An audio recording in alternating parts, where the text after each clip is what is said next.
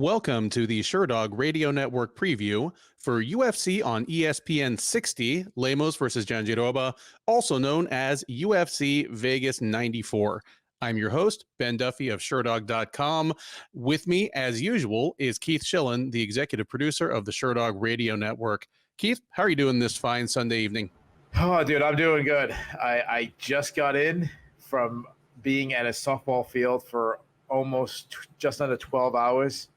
I'm sunburned. It was like scorching. It was like 90-degree heat all day. I think I lost like 10 pounds of water, sweating. Sunburned. I'm cramped. But I'm super excited. Shout out! I got to give them a shout out. They like when I do this. Shout out to the Rhode Island Bombers softball team, who I am one of the coaches of. My daughter plays on the Rhode Island Bombers travel softball team.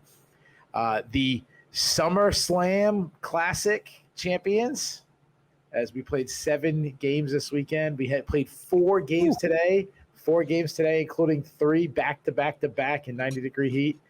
I want to give a shout out to all the pitchers. All 4 of the pitchers pitched complete games today to get us to the championship and ultimately win the champion. I want to give a special shout out to my daughter, who pitched a complete game and got MVP of that game. So she pitched the gem. And then in the championship, this I'm super proud of, got the game-winning, it was 0-0 in the last inning, got the game-winning RBI double to win the game, and win the whole tournament. So that was super cool. Shout out to, I gotta give a shout out to this one, our catcher caught 7 games this weekend.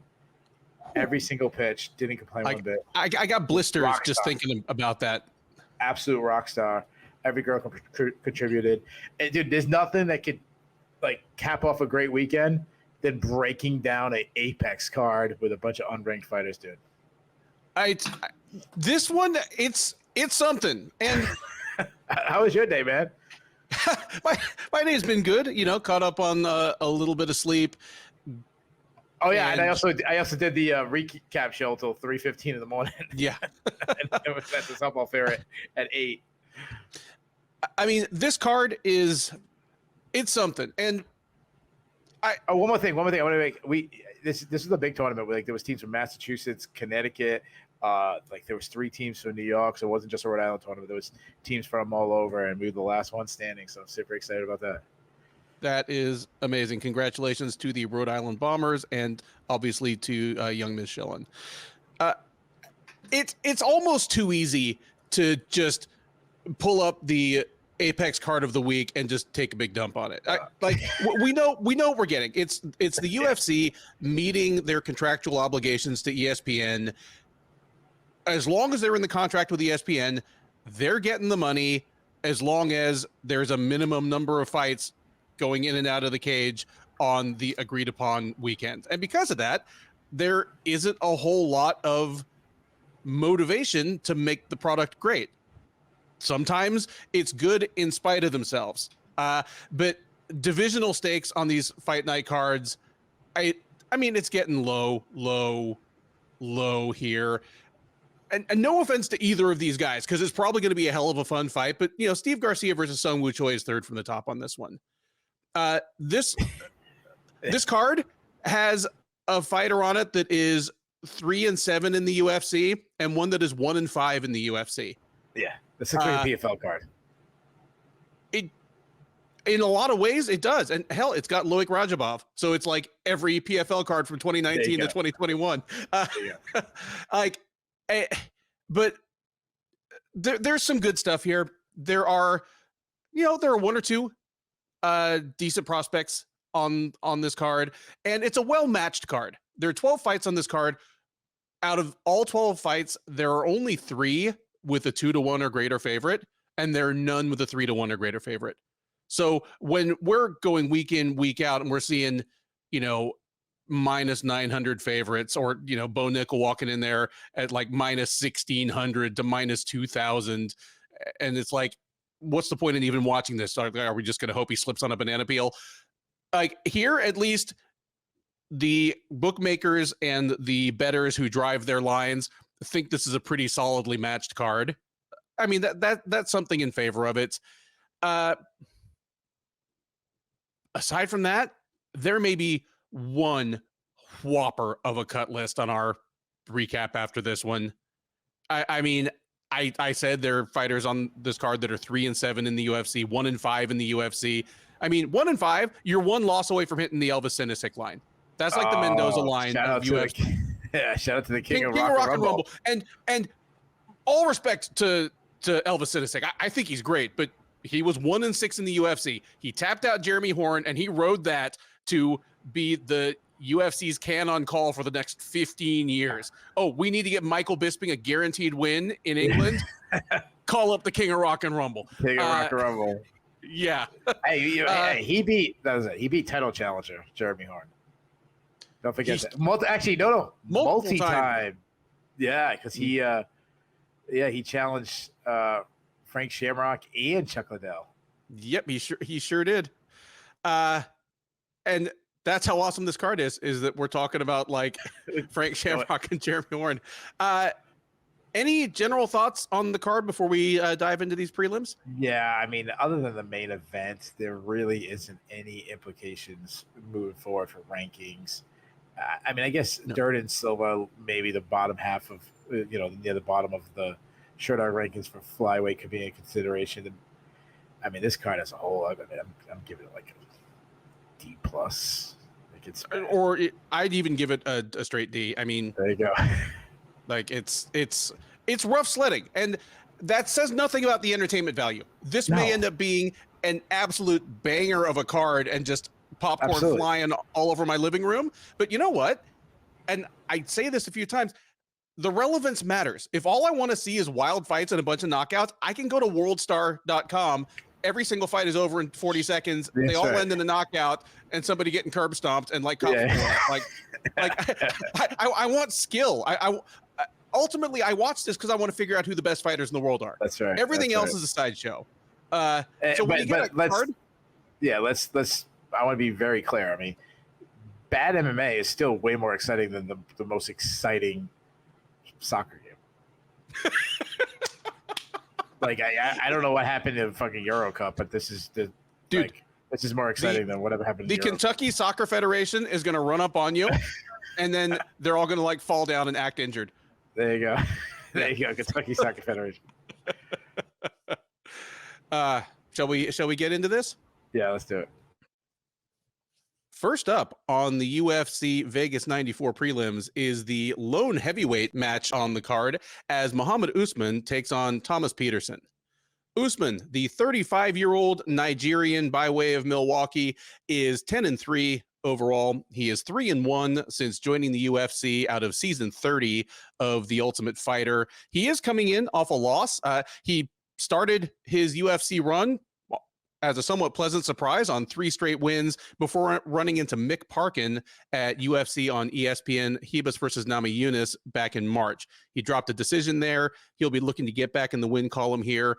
In order to do so, he will need to get past Petersen, a 29-year-old American who goes by the Train. And can I just say, if your name is Thomas and you want to name yourself the Train, just steer into it and call yourself Thomas the Tank Engine. For hell's sake, dude. Anyway, 29-year-old American, 8-2 overall. He is 0-1 since joining the UFC out of season 7 of Dana White's Contender Series. He locked Chandler Cole on the Contender Series a little under a year ago, made his UFC debut in February at UFC Fight Night Dolidze versus Imavov, where he dropped a unanimous decision to Jamal Pogues. So 2 gentlemen looking to get back in the win column here.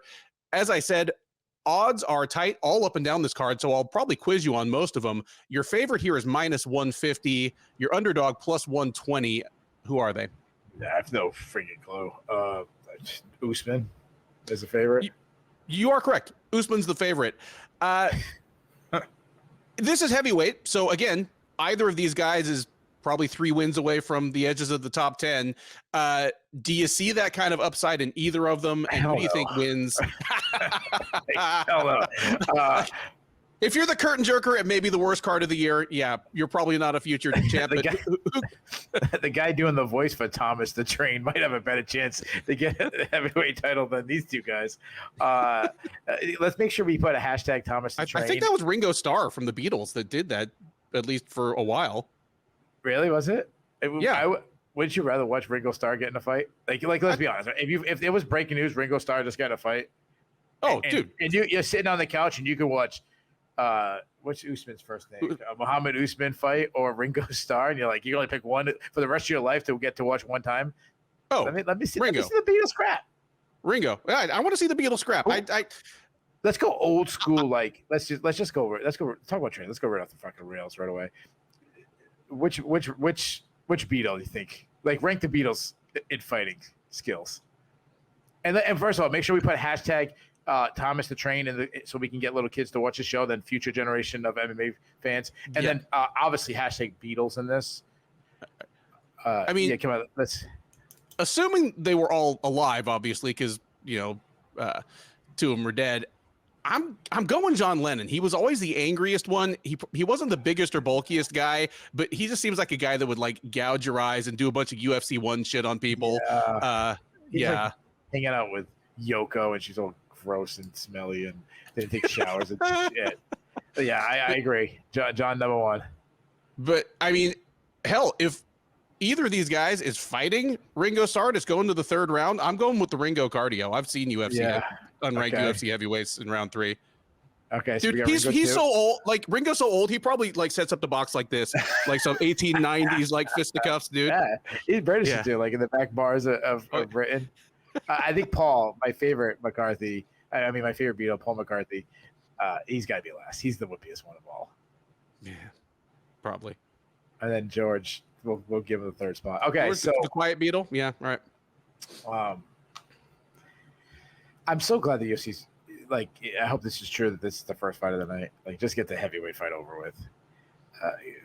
Usman, he's a counter striker that's low output, constantly attacking with single strikes, loading up on every single strike, trying to end the fight with a perfect big looping punch. I've said it before, constantly looking for the perfect shot to end the fight. He kind of ducks his head and just throws. He kept showing like the same looping right hand, making it so predictable against this Mick Parkin fight. He does have, I'll say, massive power. Like I do think if he connects, that's his game. But he has really bad defense. He lacks head movement. To his credit, against Jake Collier, which I thought was probably one of his best performances, he threw a lot of calf kicks against Jake Collier, but he's open to leg kicks himself. Eduardo Perez and Mick Parkin had a lot of success just by kicking his legs. He looks to wrestle a lot, but he doesn't set up his takedowns. And he didn't look to wrestle Mick Parkin, which was a surprise, which could show a little bit of age. He likes to close the distance and grind in the clinch. He tries like body locks and just grabbing down on like one single leg to get the fight to the ground. If he's on top, he just go back to the junior top fight. He just laid it pretty. He has no problem just laying on top of his opponent. The one thing I will say about Usman, he has improved his cardio. He hasn't completely gassed in his last few fights, which was a huge issue when he was earlier in his career. Petersen, one thing I like about Petersen, he's a former LFA champion, so that does mean a little bit. He's a southpaw. He isn't a very good striker at all. Not technical. He does have some power. He's a big guy, but defensively he keeps his chin high in the air. He is a solid wrestler. He's a JUCO national champion. They talked on the broadcast about him training with Gable Stevenson, Olympic gold medalist in wrestling, probably the best heavyweight wrestler in the world still. He's got some fast entries. I talked about Petersen. I didn't go off on Gable Stevenson now, but he loves like snatch singles and run the pipe. He also has some upper body throws. He only has one sub, but it came on the Contender Series, so that's good. I'm not very high in either of these guys. Like I can't believe Mohammed shares the same DNA as Kamaru. Like that might not be true. He isn't good. Sure, he has some power. Sure, he can wrestle a little bit, but I think both the wrestling and the power is grossly overrated. I don't like Petersen much, but he's still only 29 and he can grow. I think he gets the clinch. I think he wins the clinch. I say he closes distance. I say he takes Usman down. I think he's the better wrestler. I think he keeps Usman down for a lot of this fight. Give me Petersen, and I guess I'm taking upset right away. Petersen by decision. I like the pick, and I like that you pointed out that Usman. I mean, he has improved some. It was kind of easy to go, haha, look at Kamaru's fail brother when he made his debut in PFL and just looked so miserable, just gassed out so horribly and lost late to, I think it was Brandon Sales, like literally a part-time fighter. He has improved. Like, he won his first 3 fights in the UFC and kind of showed in the most direct way possible that, okay, he's better than the bottom shelf of UFC heavyweights. The problem is, like, the gap between the worst 7 or 8 UFC heavyweights and then the best 7 or 8 UFC heavyweights, there's a huge gulf there. And I think Usman's probably kind of hit his ceiling. You mentioned his gas tank isn't as bad. I think this is the 5th Mohammed Usman fight that we've previewed, and this is the first one where I have not made fun of him for having the nickname the Motor, because it's just not as big a joke anymore. But you pointed out his bad habits, and I feel like I say this a lot when prospects come to the UFC. A lot of them come with, even very promising ones, will come with habits that they picked up and did not correct against low-level competition. And the question is always whether they'll be able to make the adjustment once they hit higher-level opponents. Like, Usman is used to shooting takedowns with no setup and trying to one-shot everybody, because for his first 4 or 5 fights, that seemed to kind of work. He hasn't made the full adjustment to, okay, that's not going to work on even top 50 heavyweights. The classic example, since apparently I want to make sure this fight preview is 12 minutes long. You remember when Cody McKenzie hit tough? He was this skinny kid from Alaska that he was like 11-0 and he guillotined everybody in the first round. See, that's the kind of thing you can get away with when you're coming up in what was a very low-level regional scene at the time. I mean, apologies to our homies at Anchorage BJJ, but in the early aughts, Alaskan MMA was not hot stuff. And yeah, it turned out that once he ran into people he couldn't just guillotine in 30 seconds, he didn't have anything. Usman's kind of getting there. I don't think Petersen is probably a future top 15 guy either. You mentioned his striking is bad. He has he has that wrestler power. Like, if you have the core strength of being an excellent amateur wrestler, you probably are going to be able to throw a good hard overhand. It's one of the time-honored verities of MMA. But yeah, there's not much technique to it. His defense is bad. I just don't think it's going to cost him against Usman. There's always a chance that he runs into a big haymaker, but it's heavyweight. There's always that risk. I think he hits as hard as Usman.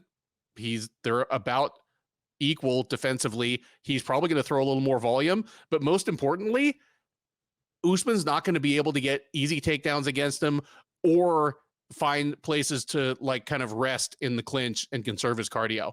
That's going to be the problem, and that's why I favor Petersen in this one as well. I don't think Petersen's necessarily going to run a wrestling clinic on Usman, but I think he can stuff Usman's telegraph takedowns, and especially later in the fight, if he wants to get Usman down, he has a wide variety of ways to do so. He has good shots from the outside, as you mentioned, or he, as kind of a squat, barrel-chested heavyweight himself, has an arsenal of kind of like little trips and throws that work really well against the cage. So yeah, I think this is 2 middling UFC heavyweights in a style matchup that does favor Petersen. So yeah, give me Petersen by decision as well. It'd be lovely if this didn't go all 15 minutes, but if you're a betting man, take the over. Next up on the UFC on ESPN 60 undercard is a women's bantamweight matchup between Luana Carolina and Lucie Pudilova. Carolina, the 31-year-old Brazilian, is 10-4 overall. She is 5-3 since joining the UFC out of the first season of Dana White's Contender Series Brazil. She's on a 2-fight win streak. She fought most recently back in February at UFC Fight Night Dolidze versus Imavov, where she pounded out Yulia Stoliarenko late in the 3rd round. Previous to that, she had a unanimous decision win last summer over Ivana Petrovic. She will look to make it 3 in a row and honestly kind of thrust herself into the outer edges of the top 10 at 135 pounds. if she can get past Pudilova. 30-year-old Czech is 14-9 overall. She is 3-7 across multiple stints in the UFC. She had a 2-5 run a couple of years ago, was understandably cut. She went and absolutely wrecked shop in Octagon MMA, which is, it's one of the better promotions in Central Europe. It's kind of becoming the Czech Republic answer to KSW. She won a championship there, I think won 5 straight fights. The UFC signed her back, only to find that she's actually pretty much the same fighter. She's gone 1-2 since she's been back, and she's on a 2-fight losing streak, those being decision losses to Jocelyn Edwards and Eileen Perez across the kind of second half of last year. So she is looking to avoid her 3rd straight loss. She is looking to avoid maybe getting cut for a second time by the UFC. Believe it or not, she's the favorite in this fight. Pudilova -130, Karolina even money at +100.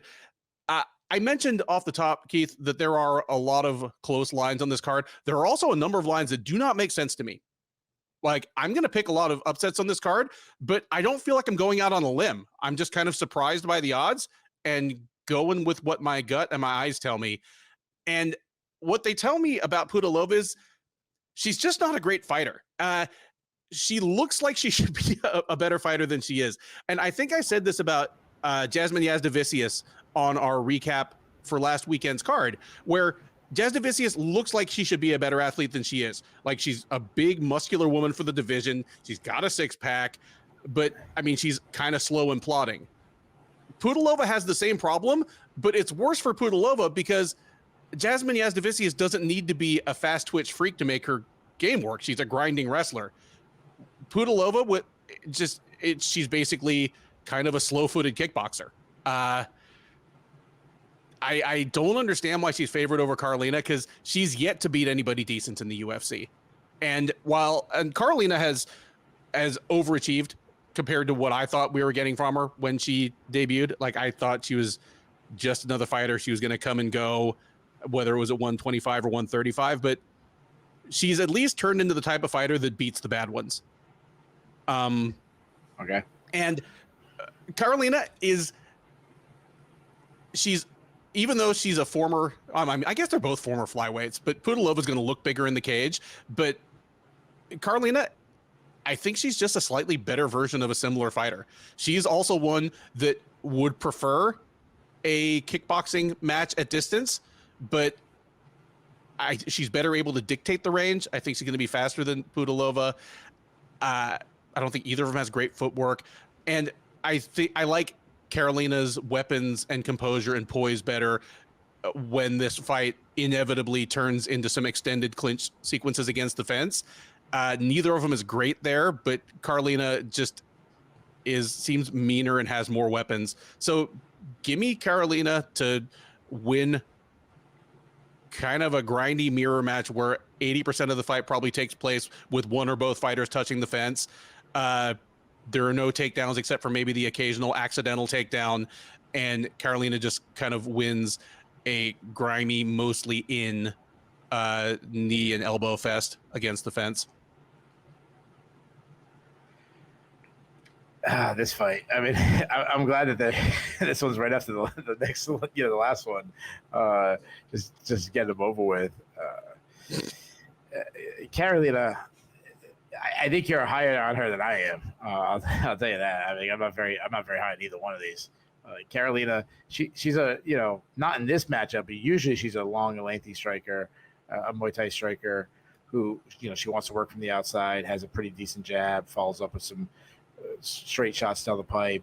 She can load up a little too much and telegraph her shots, but I really like her kicking game though. She loves teep kicks. Got some good leg kicks. She'll use her size and battle in the clinch, blast knees inside. She's a terrible offensive wrestler, but to her credit, that's historically a thing. She got some takedowns against Julia Stoliarenko, which was a little surprising. She's a weak defensive wrestler, but her takedown defense looked much better against Ivana Petrovic. So you might be right. She might be improving. Pudilova, she's really big. Woman for the weight class. On the feet, she's a boxer, uses feints well to set up her strikes. Nice jab, nice follow-up 1-2 combination. She has a very boxing style, a lot of L-stepping from different angles. She actually one of the few people that can actually, I think, land strikes while backing up. She will wrestle. She'll look for some takedowns, good at cutting the corner entries. But she can, if she gets you down, she doesn't really do much. She stalls on top. She's a very weak defensive wrestler. She's been taken down a bunch of times. I think she's a weak grappler overall. I mean, she kept getting mounted by Eileen Perez. She was subbed by Antonina Shevchenko. I mean, that was a long time ago, but all the way to sleep. Like went Betty by Antonina Shevchenko. So that's always going to be that's the Mohammed Usman of the Shevchenko family. Yeah, that's going to stay in. Yeah, the Duffy to the shill of the Duffy show. I mean, that's she has good cardio though. She'll fight hard the entire fight. I think it's a tough fight to call because I don't have much confidence in either fighter. I flip flop for both. I'm gonna go with you though. I'm going with Carolina. I mean, her takedown defense has improved. She might be the better overall grappler. I think we can get some stand-up exchanges. I'm gonna go with her kicks over Carolina's boxing. Over Pudilova's boxing. And we got to have two fights right out the gate where we have consensus underdog picks. Give me Carolina by split decision. We head next to the lightweight division for a clash between Loik Radzhabov and Trey Ogden. Radzhabov, the 33-year-old Tajik, is 18-5-1 overall.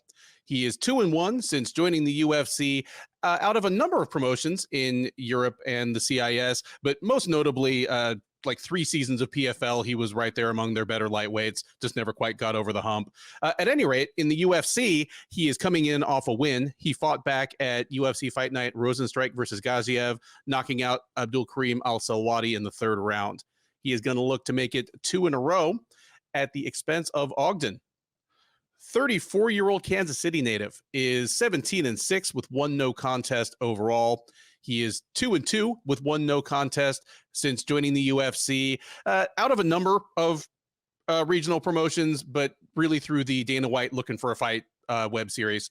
He fought most recently at UFC on ESPN Hebus versus Namajunas in March, where he took a unanimous decision over Kurt Holobaugh, whom we'll talk about a little later this evening. Odds on this one? Your favorite is -140. Your underdog is +110. Who are they? I'm going to guess that Radzhabov is the favorite. You are correct. Loik Radzhabov is the favorite. Let me know how you think this one goes. Who you got? How mad are you that Vegas is not giving your boy Trey Ogden respect? That you love yourself some Trey Ogden. I love me some Trey Ogden, and spoiler, I'm taking the upset here. I said I've got a lot of upsets on this card. Then you kick it off first then. All right. Loik Radzhabov is a whole hell of a lot of fun. He's, flipped nicknames. He used to be like the Tiger Paw or Tiger Claw or something. Now he's the Tajik Tank. Badass. I think which is badass. Tiger it is Claw badass. Is a good name. But the Tajik Tank, I mean, I don't know what Tajikistan's military setup looks like. Hopefully he's not the only Tajik tank, like their borders aren't completely undefended. So you didn't know what the Tajikistan's military setup was, and I didn't know Tajikistan existed. So there you go. Well, you don't need to worry about it. Like everyone from Tajikistan is now in the UFC or watching them from a soccer stadium back home. He was a lot of fun in PFL, but he fell short against just the cream of the crop, like the Hausch Manfio and the Natan Schultes, the guys that actually won those seasons, just kind of slightly outclassed him. He had trouble dealing with their range and their footwork on the feet. He was, able to take them down, but just struggled to make much headway. They just seem to be niftier grapplers than him. Calling himself a tank is, I think, a pretty suitable nickname. Obviously the line is close on this one, but he just seems tailor-made for a guy like Ogden. And yeah, I dig Ogden a lot. I dig fighters that are, in his case, literally, but fighters that are just obviously a coach that still happens to be in his fighting years. And he obviously is, the guy that has taken marathon MMA and picked up a lot of the broken shards of Glory MMA and Fitness. He's turned into a solid coach, but yeah, he fights like a coach. Aside from being a big dude, for the division, just kind of tall and long limbed. That's about all he's got going for him. Aside from that, his game shouldn't work as well as it does because he's a very is a venomous, opportunistic grappler, but not a very good offensive wrestler. And in the modern UFC, that tends to equate to losing a lot of rounds, either stuck on your back trying low percentage shit or getting busted up on the feet with no way to bring the fight to the ground. But he's been pretty solid so far. I think this is the kind of fight where he'll probably lose the first round to Radzhabov. Like, Radzhabov's going to come forward. He swings hard. And while Ogden does his best to kind of make use of his long range, he tries to establish distance with his jab. Like, Radzhabov's going to be able to barrel in, probably clock him a few times. I think Radzhabov, if he wants to, will be able to get takedowns pretty easy in the early going. So I could see Radzhabov winning the first round. Ogden is a builder. He tends to wear his opponents out. I think he pulls ahead. I think he wins probably the second and third rounds. If Radzhabov starts getting tired, we could see a late submission. I could see him just snatching a guillotine off of a lazy, tired shot late and sealing this thing up. But I think that's the outside chance. Give me Ogden to win a close decision here. Could even be a splitter where, one of the judges gives Radzhabov the second round as well. But yeah, give me Ogden in another mild upset. That's 3 in a row for me to start this one off. Yeah, Ben's bold, man. Ben loves him some Trey Ogden. That's his team right there. That's his guy. He's Trey Ogden is Ben's Bo Nickel. He loves him. I don't mind. I'll say this: he's much better than when he first debuted in the UFC. I give him that. You mentioned he's a big guy. He's pretty athletic. He uses a lot of movement, some nice footwork. I'd say he's an okay striker. He needs to pick up his output. Too many single strikes for me. He works behind a good jab. He looks for his straight right, but he looks for a little too much, or kind of like, I shouldn't say straight right, more of a winging right. I like that he attacks the body. He's pretty good at slipping punches, but oftentimes instead of slipping punches, he backs straight up to the cage. He's got a good kicking game, but he doesn't check leg kicks. I mean, it's a long time ago, but I always go back to that Jordan Levitt fight where Levitt kicked him 2,000 times and he didn't answer. He didn't answer. He can wrestle. He's got some good timing on his entries, especially when his opponent's pressing him. But he will shoot from the outside or from distance without any setup.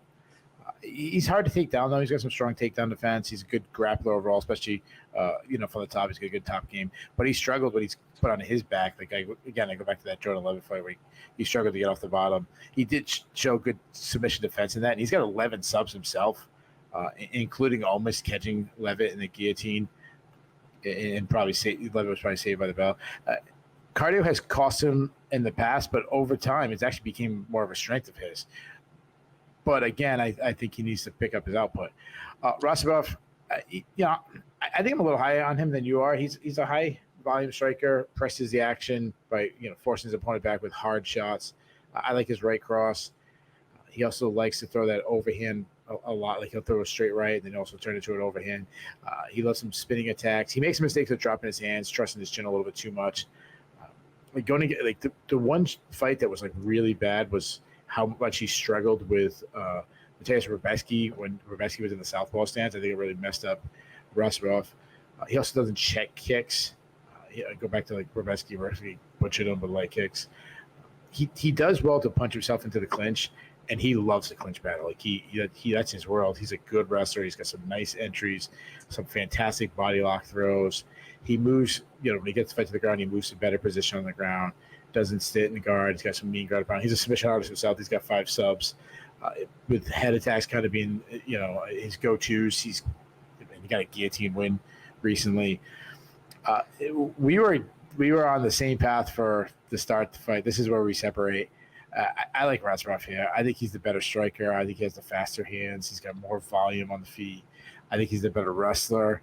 I think Ogden makes a mistake of backing up to the cage where Radzhabov's, due to Radzhabov's volume, which sets up Radzhabov having easier entries. Ogden's a good overall grappler, so I don't think he gets subbed. He might even get some positions and some attempts on Radzhabov, but give me Radzhabov to win a decision. Women's flyweights are up next as Miranda Maverick tries to cash in her consolation prize against Dione Barbosa. Maverick, the 27-year-old Missourian by way of Virginia, I think it is, by way of Colorado, is 13-5 overall. She's 6-3 in the UFC. She's coming into this fight on a 2-fight win streak. Tapped out Priscilla Cachoeira about a year ago at UFC 291, then came back this February at UFC 298 and picked up a unanimous decision over Andrea Lee. She had been scheduled, Maverick had been, to take on Tracy Cortez here in a high-profile fight that would have had some pretty serious implications for the title picture of the flyweight division. Instead, Cortez got pulled to last week's card to face Rose Namajunas, and Maverick gets busted down to the undercard here and takes on Barbosa. A rough draw of the cards for Maverick, but we'll see what she makes of it. Barbosa, 32-year-old Brazilian, is 7-2 overall. She's 1-0 since joining the UFC out of season 7 of Dana White's Contender Series. She made her debut at UFC 301 back in May, where she took a unanimous decision over Ernesta Karskaite. Odds here, I mentioned that there are only 3 fighters on the card that are a 2-1 or greater favorite. Maverick is one of them. She's -210, Barbosa +175. Okay, so I have picked 3 straight upsets to open this preview. And I mean, like I said, I'm not trying to be a wild man here. I don't feel like I'm going out on a limb. We're not a betting show, so I'm not like, this is my flyer, this is my lock. Yeah. But this is the first upset I'm picking where I understand that I'm going out on a limb a little bit. Wow, look at you, dude. If Barbosa were not stepping up on short notice, I'd feel more confident about this one. It's concerning to me that she's stepping in on short notice, given what she showed in her UFC debut earlier this year. But outside of that, she is very much cut from the mold of the women who have given Miranda Maverick problems. You look at Miranda Maverick's losses in the UFC, and even going back to Invicta. I mean, she had the one loss in Invicta against Deanna Bennett that she later avenged. And yeah, that was Miranda Maverick, a short, stocky flyweight taking on Deanna Bennett, an average-sized bantamweight. But her losses in the UFC, Macy Barber, Erin Blanchfield, Jasmine Jasudavicius, all women that could physically bully Maverick. All women that were probably the better wrestler than Maverick. And that's all it really adds up to. I mean, I feel like I have given this scouting report on Maverick a lot of times because it hasn't really changed. She is a striker by training and inclination. I mean, all you have to do is watch any 30 seconds of, watch the first 30 seconds of any of her fights, watch her at any open workout, hear how she talks about herself. Yeah, she's a Muay Thai striker who likes to overcome her short stature by bouncing into range and uncorking powerful shots. In practice, she ends up leaning on the clinch and on wrestling a lot, and depending on her physical strength and explosion. And for the most part, it's worked pretty well for her. I mean, she throws the Jillian Robertsons and Sabina Mazzos of the world all over the place. But when she runs into a Barber, a Blanchfield, a Jasudavicius, she kind of hits a wall. Like, she's not completely outclassed, but what she wants to do just doesn't work. And Barbosa, as a woman who's going to be bigger, has a solid judo background that she clearly knows how to flex in an MMA contest, just tailor-made to follow that plan to frustrate Maverick and win rounds against her. My concern is when you watch Barbosa's UFC debut against Ernesta Karskaite, it was the tale of 2 Barbosas, really. For the first round and a half, first 2 rounds, she looked like an elite judoka. She was getting inside, getting her hands on Karskaite and sending her flying. I mean, she threw her all over the place, but she started to gas out. And by the 3rd round, she was still bent on bringing the fight to the canvas, but all of a sudden she's just shooting lousy double legs from way outside. And I can count on less than one hand the women in the entire sport that have a good shot from outside. Tatiana Suarez, Lupe Godinez, there.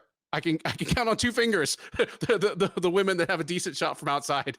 Kayla Harrison. Barbosa's not one of them. And because of that, Karskaite won the 3rd round pretty easily. If Barbosa can come in here on about 2 weeks notice, make weight without murdering herself. I think she can do something like that to Maverick. I think she's going to be able to determine where the fight takes place. And if she gets tired late and has to kind of hang on, I think she might already have 2 rounds socked away. So yeah, the Mavericks are better than 2-1 favorite here, but I think stylistically, this is just not a great matchup for her. I like Maverick. I've kind of backed her as a solid prospect since before she got to the UFC, but I think she's kind of hitting a ceiling, ironically, because she's so short. But yeah, and Barbosa is kind of tailor-made to take advantage of Maverick's physical shortcomings and her kind of like failure to cover for them tactically. Give me Barbosa in a nail-biter decision here in a pretty major upset. Yo, you got to sprinkle with Ben. Ben is going on the limb. He's going to take all of Vegas. Vegas is getting shut down after Ben, puts the big money up. I want Maverick. I'll start sending selling memberships to my private Discord channel where I'll like start dishing the. Alex is never gonna let me back in the gym after that. So I want Maverick to be good. I mean, you mentioned that you were high on her coming in the UFC. I was kind of back on her too. She looks sensational one fight and then looks terrible in the next. So I'm not sure. She's looked fairly good recently. She's an awkward fighter. I mean, on the feet, she's a southpaw with a very karate style striking. She's a good athlete, uses a lot of movement, kind of stick and move style.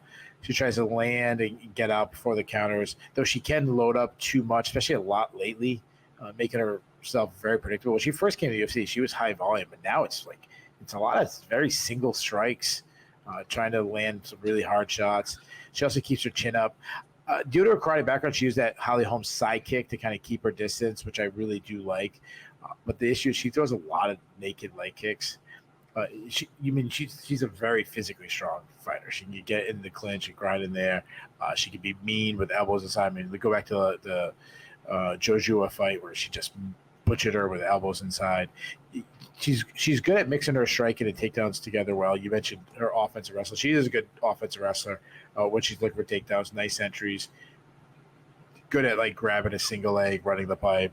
She kind of stresses position before she gets damage and then ultimately submissions.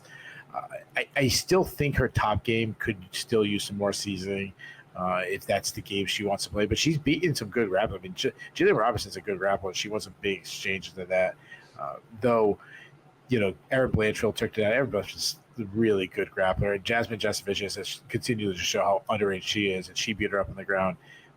Jasovicius really exposed her takedown defense. She does have 7 submission wins, so I like that.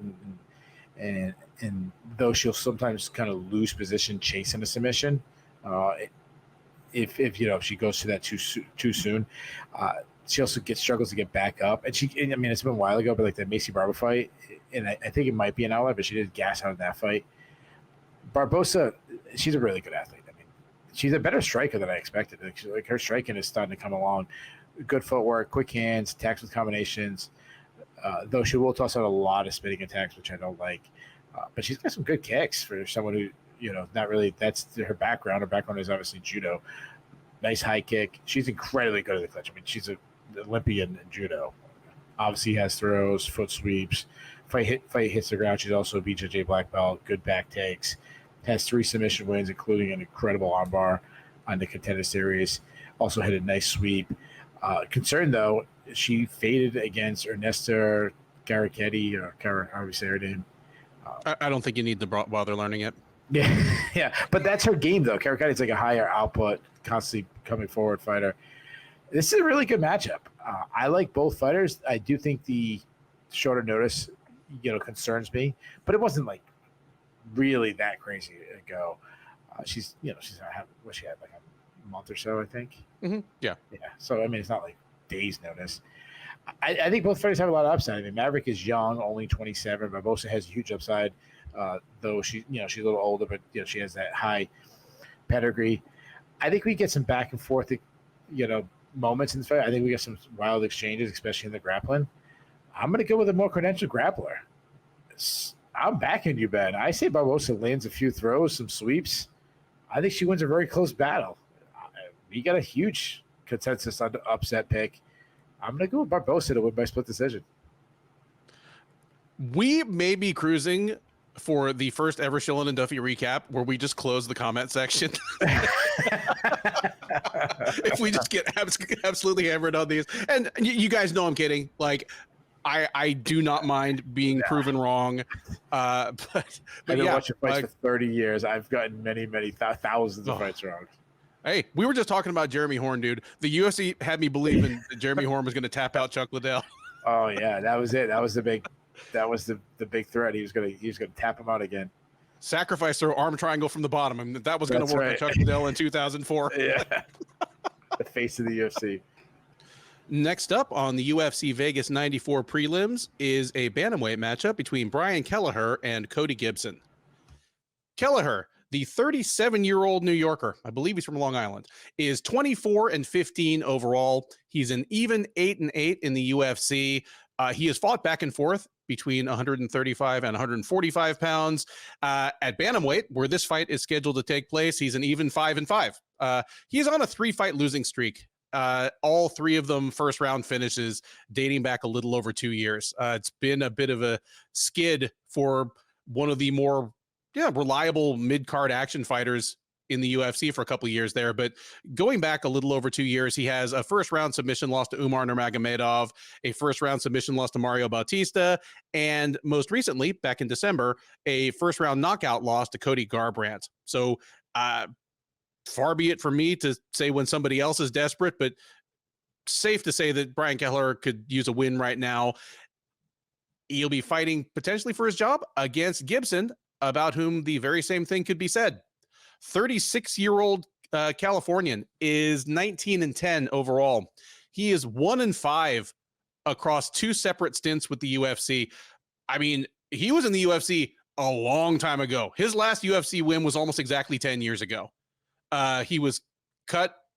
He went and he went and started another career. I mean, the guy's got a hell of a story. He means he's a school teacher.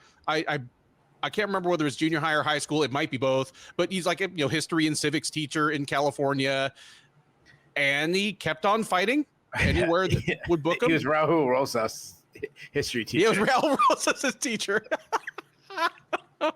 That's amazing. He fought in LFA, the kind of resurrected XMMA, like solid promotions. He signed on for the Second Chancer season 31 of Tough, where he at least did well enough to earn a return trip to the big octagon, where he has gone 0-2. He fought last August, dropped a unanimous decision to Brad Katona, his castmate from that season, and then came back in March at the Hebus versus Namajunas fight night and lost a unanimous decision to Miles Johns. So 2 fighters here in a likely pink slip derby. All right, man. This is a weird card. Cody Gibson is 1-5 in the UFC. Okay. His last win in the UFC was 10 years and a month ago. Okay. And he is the biggest favorite on the card. Get out of here. Cody Gibson is -250. Brian Kelleher +2. I don't know. Is it because like Brian Kelleher has like a nose ring? And that's just weird for like a 40-year-old man having a nose ring. See, if the problem for Kelleher is, dude, we've been seeing you. We know. Like if he was 37 and had a nose ring since he was 24, all right, yeah, that's his thing. But it reeks of midlife crisis, dude. I speak from experience. Like, like if you're in a band and you're like, you're in the Red Hot Chili Peppers, you want to have a nose ring, all right. But if you're like 40 years old, no, come on, dude. Yeah, it's. Like I'll tell you what you do when you're 40 and you're like you want to do like buy something. You go buy a power tool. That's what you do. There you go. Go buy a power tool. Like if you're feeling generous, you go to the Home Depot or Lowe's. You get yourself some like DeWalt or Milwaukee stuff. Yeah. If you're going on the cheap, you don't respect yourself. You go over to Harbor Freight. Harbor Freight. I live at Harbor Freight. When it comes to hand tools, Dude, Harbor Freight is great for something you're going to use like once or twice a year. Yeah. Hand tools, like something, some specialty thing. Yeah. Anyway, dude, I would much rather break down like sales. Brian Kelleher's chin came from Harbor Freight at this point. Like, because the problem with you never know. It might be like Timu or some shit. And you asked, I know it was kind of rhetorical. Like, why is Cody Gibson minus 250? It's because I think Brian Kelleher's chin is probably gone. And because up until the Garbrandt fight, he got tapped out with a quickness, but Umar Nurmagomedov and Mario Bautista are both really good fighters. Like, I don't think there's any shame there. They were better than Kelleher at any point in his career. But when Garbrandt, the guy with supposedly the most cracked chin in the UFC, like looked like his vintage self against you, that's not a good look. And Kelleher, I mean, he is from New York, but he's what Jay Petrie, I'll have to tell you about that guy sometime. I know you haven't heard of him, but what Jay Petrie called a Boston style face first striker. Brian Kelleher is that. And here's I think of Brian Kelleher as a really short, stocky fighter. He is at featherweight. He's not really a bantamweight. He's about an average size bantamweight, but he fights short. He has short arms, and he makes it worse because everything he does, like he throws like looping punches. He loves guillotines and front headlocks. So everything he does just kind of has him hunched forward and just makes him seem even shorter and stockier than he is. And he's going against a guy in Gibson that looks like a hobbit. Yeah, pretty much. He was Samwise Gamgee. I say that name wrong. My kid always makes fun of me that the guy, the fucking Rudy kid. They make a Rudy too. Brian Kelleher is right at there. Like, are you ready? I've been waiting for this moment my whole life. Yep. You're 5 foot nothing, 100 and nothing, and you hung with the greatest college football team of all time, or whatever. Yeah, Pa Kelleher doesn't believe that you are really in the UFC. I mean, Gibson is the opposite. He's a tall, lanky bantamweight who seems even taller and lankier because of how he fights. He stands very straight up. He does his best to keep people at the end of his punches. He has good power. I mean, he has kind of tall man power.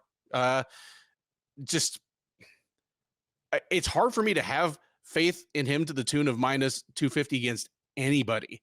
I'm not calling for the upset here, but no outcome would really shock me. Like, if 90 seconds in, we find out that, Gibson can hit Kelleher, but it looks like the reports of Kelleher's chin demise were exaggerated, and just, Cody Garbrandt can still crack. Then I think we're probably just in for a blood and guts brawl, dark horse contender for fight of the night. I haven't really the slightest idea who's going to win this. I'm slightly leaning Kelleher. Just do it. You're going 12 for 12 for underdogs, huh? Well, hey, why not? Like, yeah, Cody Gibson is. I know he has the same name as Cody Garbrandt, but Garbrandt's a superb offensive boxer with some of the biggest power like that division has ever seen. Like, that ain't Cody Gibson. Cody Gibson, give me Kelleher. Like, if I'm wrong and Kelleher's chin really is gone and Gibson just like puts him out in the first round, that's a lesson learned for me. But otherwise, Kelleher, he still comes forward. He still throws pretty good volume. He's still willing to jump on a guillotine attempt in just about every fight that he gets a chance to. Those are all things that are going to work on Gibson. Give me Kelleher to eke out a decision here, and I think I just picked 2-1 underdogs in a row on this card. But 5 for 5 on underdog picks? 5 for 5 right off the bat, and I'm not trying to be weird. I'm calling them like I see them. I want you to go all 12 for 12. That'd be fantastic. I feel like such a wimp when I pick favorites now. And I've picked what out of 4 fights? I picked 300. One. Yeah, I only picked one favorite, and I'm like, look at this guy always taking chalk, huh? Yeah. This fight. It's hard to have a lot of confidence in a 37-year-old bantamweight on a 3-fight losing streak when it comes to Kelleher. To his credit, and you kind of pointed this out, he's lost some high level competition, in this run. The losses aren't too bad guys, and this is a big step down for him. The dude just looks really old. He's a technically sound striker. I mean, he's doesn't do anything too bad. He's got good volume. He counter strikes. He draws out attacks well with feints. Problem is, besides his chin going, his hand speed is completely faded. He's slow. He still has some pop in his hands, but he's never been a great athlete. He kind of struggles with opponent speed. I mean, you go back to like the Batista fight, and Cody Gibson is not Mario Batista, but he really struggled with the speed of Mario Batista. He did do some damage to Cody Garbrandt with calf kicks, but he doesn't check the leg kicks himself. He really doesn't want to get into that battle. He's not an explosive wrestler, but he's like a crafty enough guy to get the fight to the canvas, and he has a mindset to get the fight to the ground. He defends takedowns often by jumping guillotine, and I would normally say that's not a good method, but he's got a really good guillotine to his credit. He isn't a grappling specialist, though. I mean, he was quickly subbed by Usman and Magomedov and Mario Batista. Again, much better than Cody Gibson. But you mentioned his chin might be gone. He looks like he might be a shot fighter altogether. His athleticism, which was never high, has gone down. His speed has gone down. His chin, is failing him. I mean, Cody Garbrandt knocked him out quickly. Cody Gibson, on the hand, he's not much of an athlete himself, but I think he's actually. I changed it. I think he's a better athlete than he. I credit for very low level UFC talent, but he has insane toughness. He tries to break his opponent with pressure. Nice output. I mean, he takes a lot of damage though. I mean, they go to the Brackettone fight, but that fight I was there in attendance. That fight was fire. Brackettone broke his orbital bone. He kept coming and fighting. He throws straight punches down the pipe. Yes, he has more power than you think. The one thing I'm worried about his striking is he tends to overthrow. And despite having advantage in the range, he loves to brawl. He kind of just ducks and dips to try to avoid strikes. He doesn't react well when hit. He's got nice kicks to the body. He looks to wrestle a lot. For a guy that he should have a length advantage. He'll go for the takedown himself, and he's got good cardio. He's going to go hard the entire fight. That I have no clue. I mean, I don't know what Vegas is seeing to put Cody Gibson one of the biggest favorite. You said the biggest favorite. The biggest favorite, minus the biggest favorite on the card. Yeah, that I'm super low on each guy. I think if this was prime Brian Kelleher, I would take Kelleher. I just think this line should be a pickup. I mean, I don't trust the durability of Gibson either. He's ate some shots. I like his output more. I trust his chin more than Kelleher's. I'm going to say finish this Kelleher. Give me Cody Gibson to get the best win of his career. I say he wins with strikes in the second round. And we will have to check with Mr. Petrie to find out if 10 years between UFC wins is the longest gap in the history of the promotion. I mean, that'll be something. With that, we embark on the rest of UFC Seoul, as there are 7 fights left on the card, 4 Korean fighters represented among those 7 fights. First up, a featherweight clash between Rhode to UFC veteran Jeong Lee and Hyder Amil. Lee, the 28-year-old South Korean, is 11-1 overall. He is 2-0 in the UFC, or maybe 4-0. I've never been clear on when the UFC counts the road to UFC or tough fights on someone's UFC record or not, but he won twice on road to UFC. He's won twice in the UFC. And before road to UFC, he was the champ of Rhode FC in Korea, which is just really confusing. Anyway, he's fought twice in the UFC, most recently back in February, where he took a unanimous decision over Blake Bilder. He'll look to make it 3 straight and kind of quietly sneak up that featherweight ladder at the expense of Amil. 34-year-old from the California Bay Area. He's a perfect 9-0 as a pro. The reason that you are having trouble remembering who he is right now is that he's 34, he's 9-0, and he's been basically like a once every 2 year fighter forever. He is 1-0 in the UFC since joining out of season 7 of Dana White's Contender Series. He made his debut at UFC Fight Night Hermanson versus Pfeiffer back in February. He was supposed to take on Shai Yilan. Then he was supposed to take on Melsik Baghdasaryan. When the slot machine stopped spinning, it was Fernie Garcia across the cage from him, and he knocked him out in the second round to keep his undefeated record. So, yeah, Hyder Amil trying to stay undefeated. Jeong Lee trying to extend his, I think, 7 or 8 fight win streak. Lee is another of the bigger favorites on the card. He is -200. Amil +170 coming back. There are a number of people on this card that they just have kind of a weird story or a unique story. Not like Cody Gibson. He washed out of the UFC 9 years ago, became a teacher, never stopped fighting, made it back to the UFC. Like, though I didn't pick him, I hope he gets a win just because it's a cool story. And like the dude's a school teacher. Like I want his students to think he's the coolest. Hyder Amil is another one of them. Like I don't know what he's done in between fighting. Like it's clearly something because he's been around for over a decade. He's a long time. Gilbert Melendez disciple. Like they don't call it Scrap Pack anymore. They call it El Nino Training Center, which always trips me up.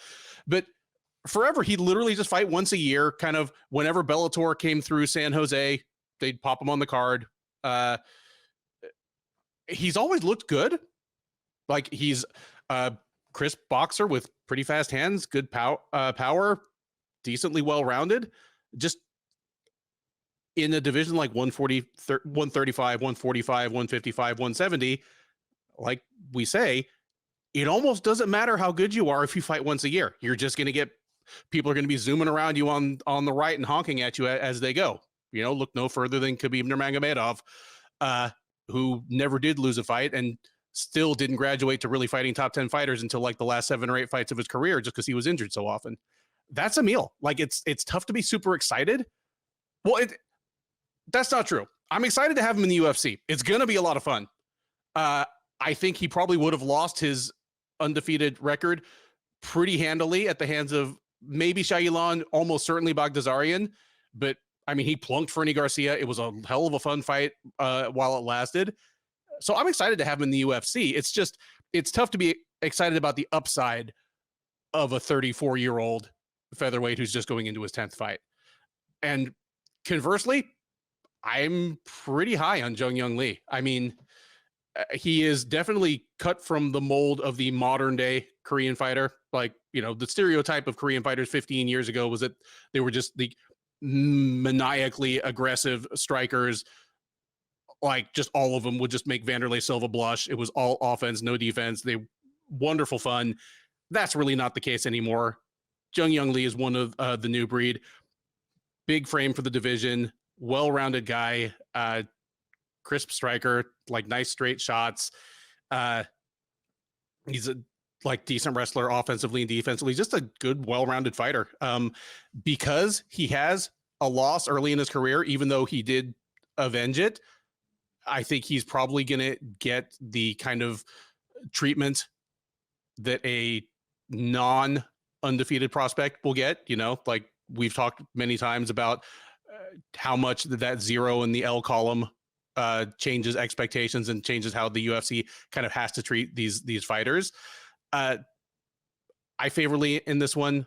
You know, like Amil is a good boxer with good power, but like Lee's no slouch on the feet either. And he's going to be bigger, have better range. He's a busier fighter, which does matter, especially at his age. Like I like that he's fighting for the second time this year, staying busy.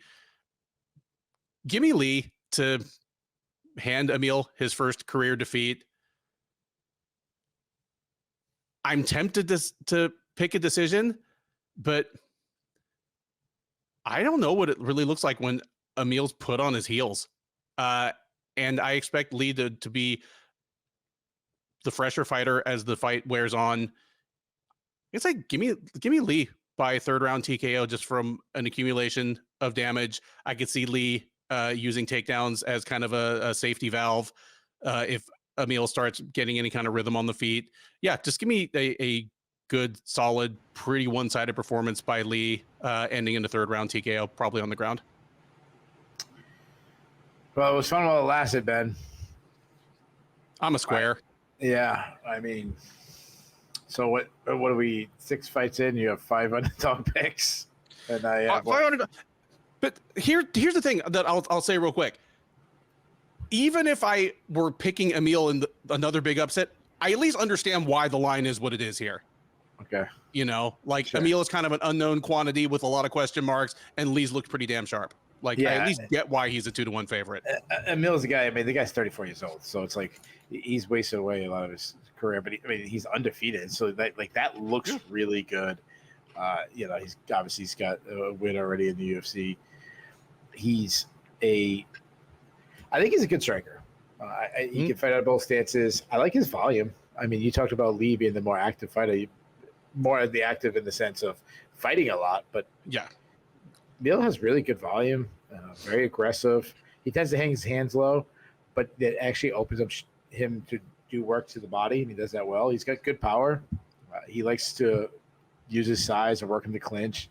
He isn't a great offensive wrestler, but he can, sneak in a takedown to help him, win moments in fights.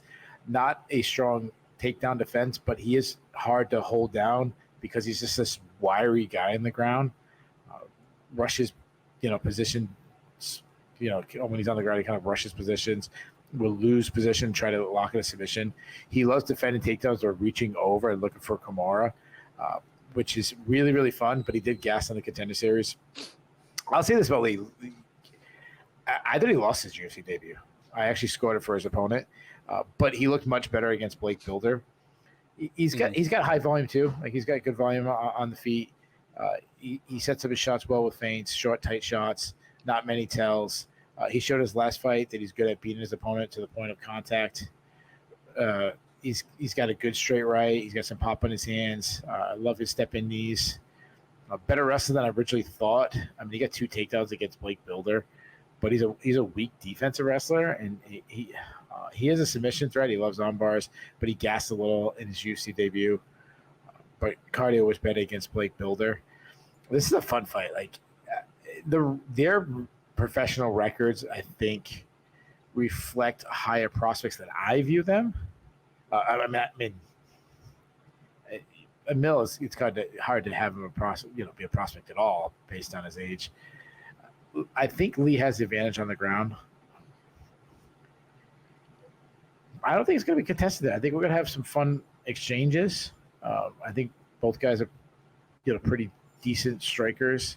I think Amil might be more technically sound, especially with his body work, but Lee has the more power.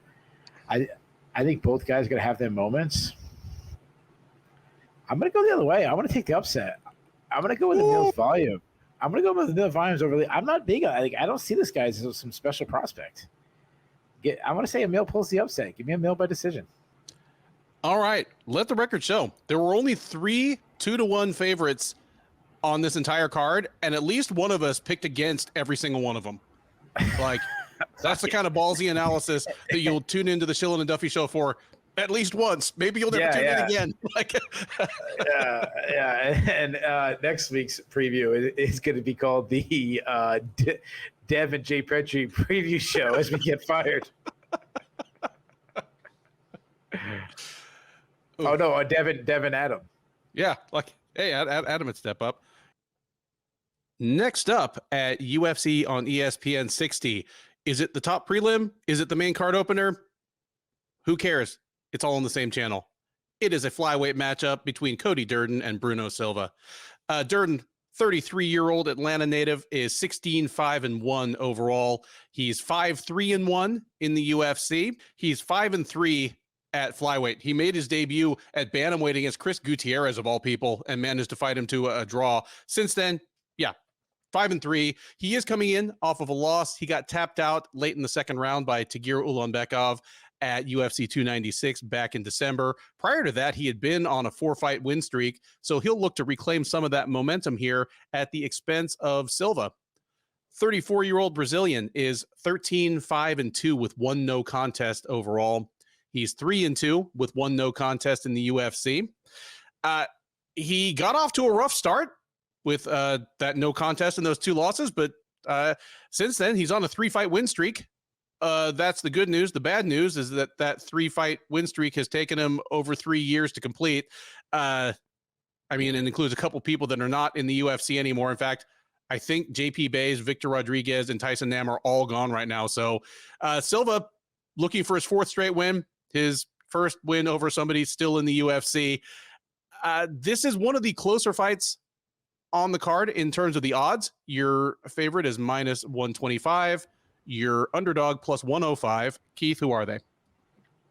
I will say that Durden's the favorite.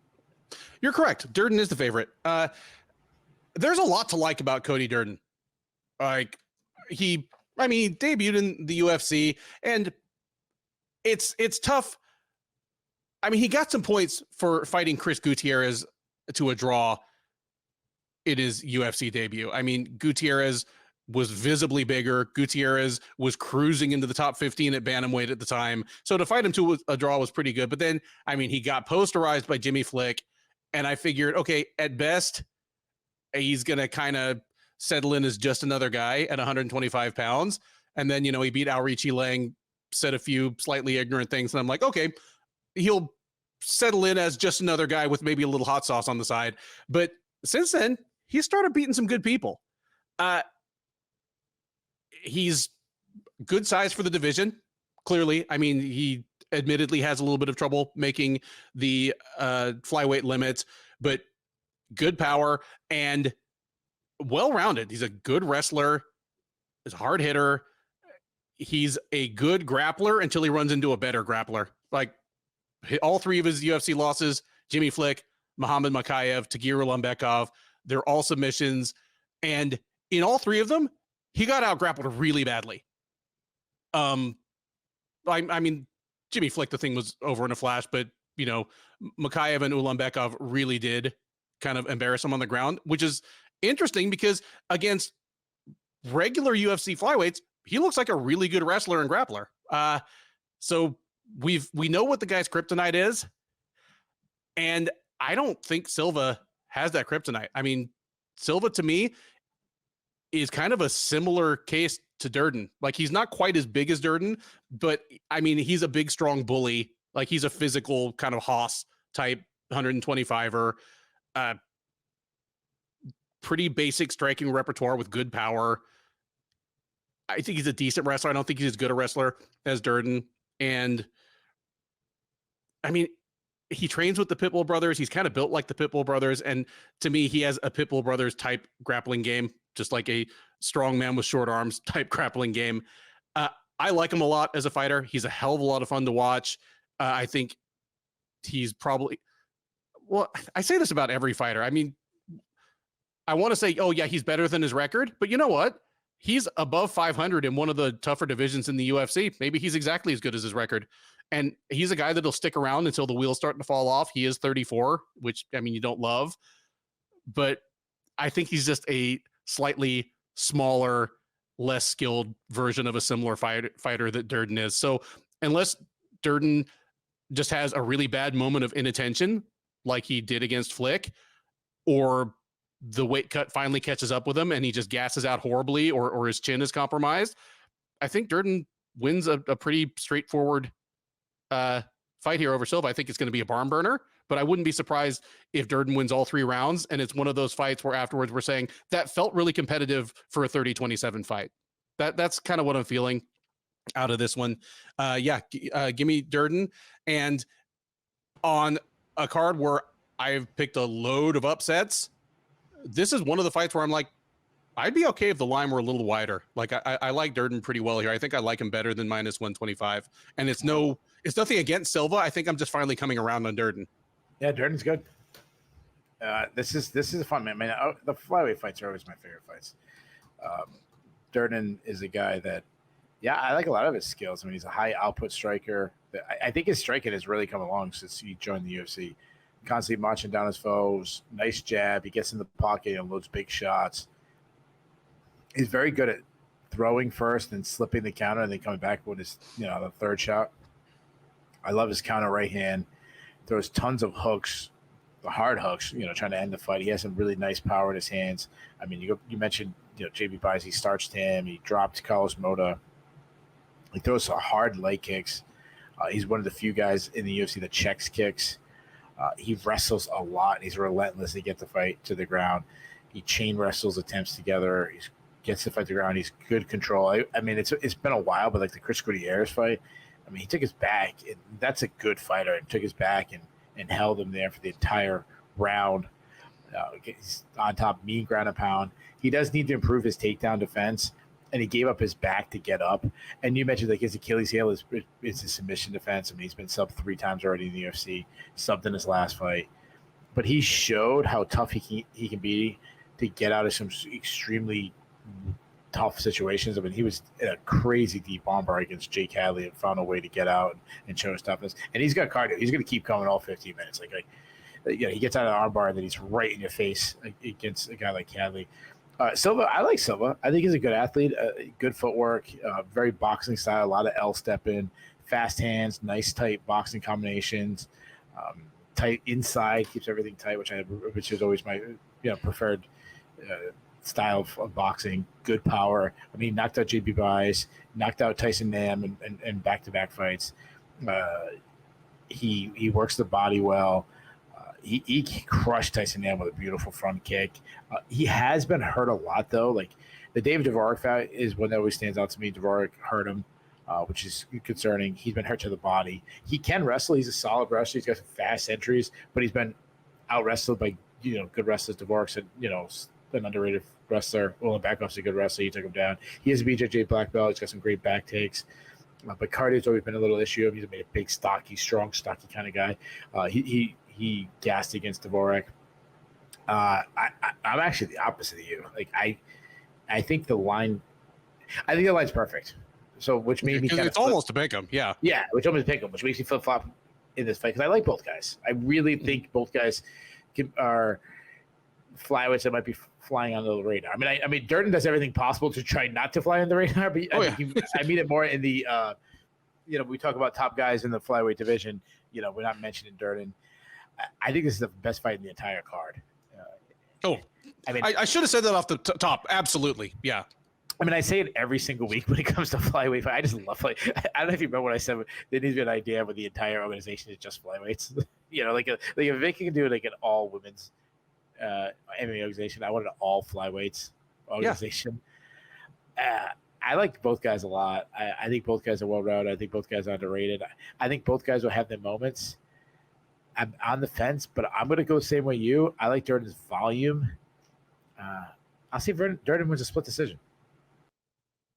Next up at UFC on ESPN 60 is a featherweight matchup between Doo-Ho Choi and Bill Algeo.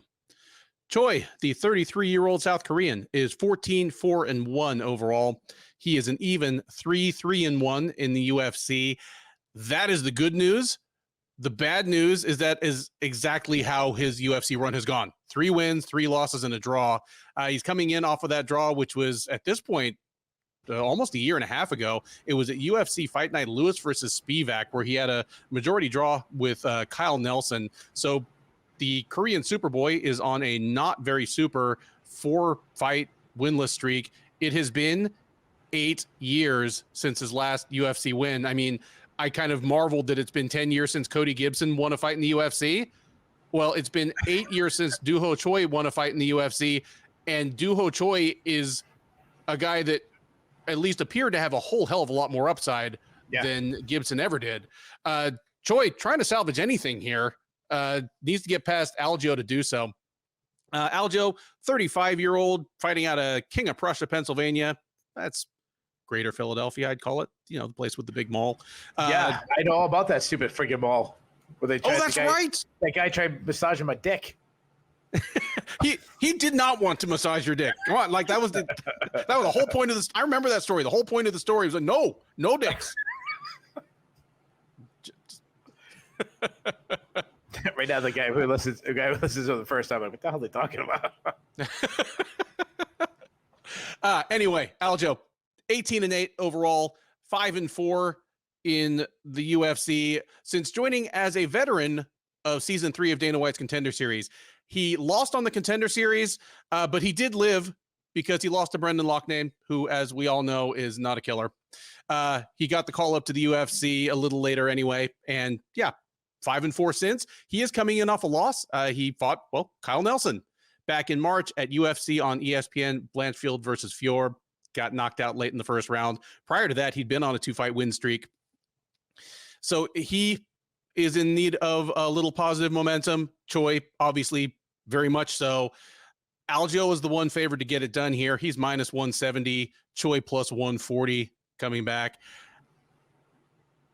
Things happen on a daily basis to make me feel old because I am old, but I gotta say that realizing that Doo Ho Choi is 33 years old made me feel older than any of my kids' birthdays. I mean, one, his nickname is the Korean Superboy. Two, he's such a baby-faced guy as a fighter. I mean, if you're looking at us on YouTube right now, I mean, that profile photo is a couple of years old, but he doesn't look that much older than that now. He's 33. He's not any kind of prospect. He is a mid-card UFC featherweight, probably fighting for his job. He is a low-key example of, well, one, the phenomenon that if you make a splash when you land in the UFC, you can ride that for quite a ways. Like, you know, he landed in the UFC in 2014, won his first 3 fights by first-round knockout, and everybody was like, oh, maybe this is the next Chan Sung Jung. This is our next Korean zombie, you know, Korean Superboy.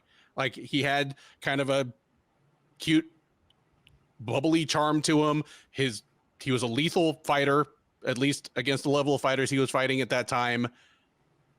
And then the wheels kind of started to fall off for a variety of reasons. For one thing, he won his first 3 fights in the UFC by first round knockout, but even there, he was already a once-a-year fighter. He was getting dinged up here and there, which is never a good thing for a guy at the time, you know, in his early 20s who relied a lot on kind of explosive movement and athleticism to make his game run. Like, you never like that guy to start missing 12, 14 months at a time with, you know, like knee and back injuries and stuff.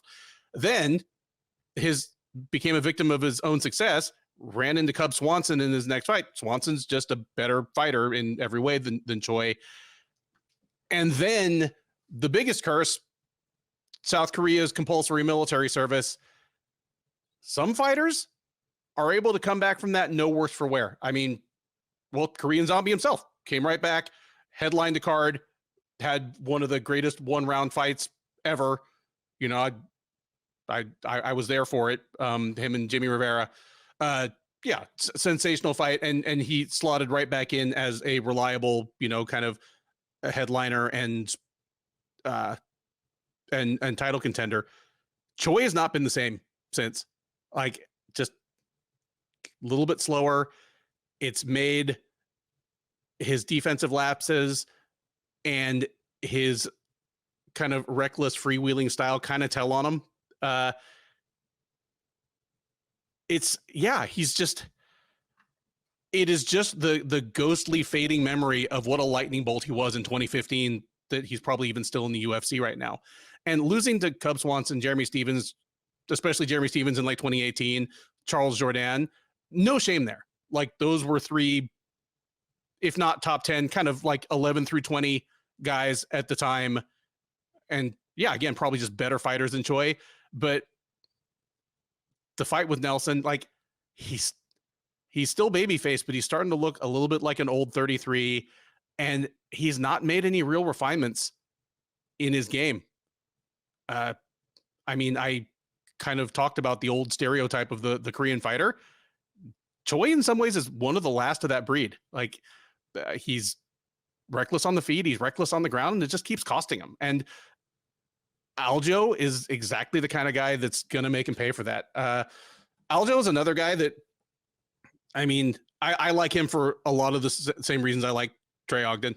Like, Algeo is a guy of modest physical gifts. Like all he really has going for him in terms of like athletic gifts is that he's a big, solid featherweight, like just a big, solidly built featherweight. And he's overcome that with toughness, surprisingly effective wrestling, good ground game, and he's just a tough dude that has picked. I mean, he has worked and scrapped for every one of his UFC wins. Like it's he's the perfect guy to kind of just dunk on the gifted head cases.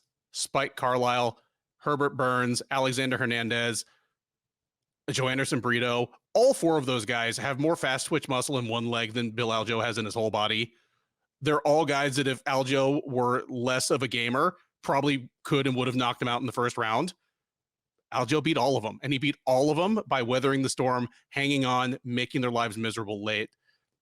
At best, I think that's what Choi gets here. Like we might see some flashes of fun from Choi early on, the guy that put on like a fight of the year against Cub Swanson a million years ago.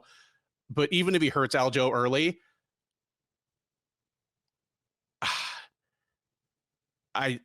even if he hurts Algeo early, I don't see him getting the finish. And if he doesn't get the finish in the first round, Algeo's going to start rolling downhill on him. Algeo's bigger, stronger. He's a more fundamentally sound grappler. He's a more fundamentally sound striker, even if he's not as fast. Yeah, this is the miserable matchup for Choi, and I don't believe in him anymore. Give me Algeo, and I'm going to say he gets it done late. Give me Algeo by third round sub. Just Choi probably a little beat up, exhausted, getting out wrestled, getting just mauled from top position. Algeo gets a mercy tap in the third round.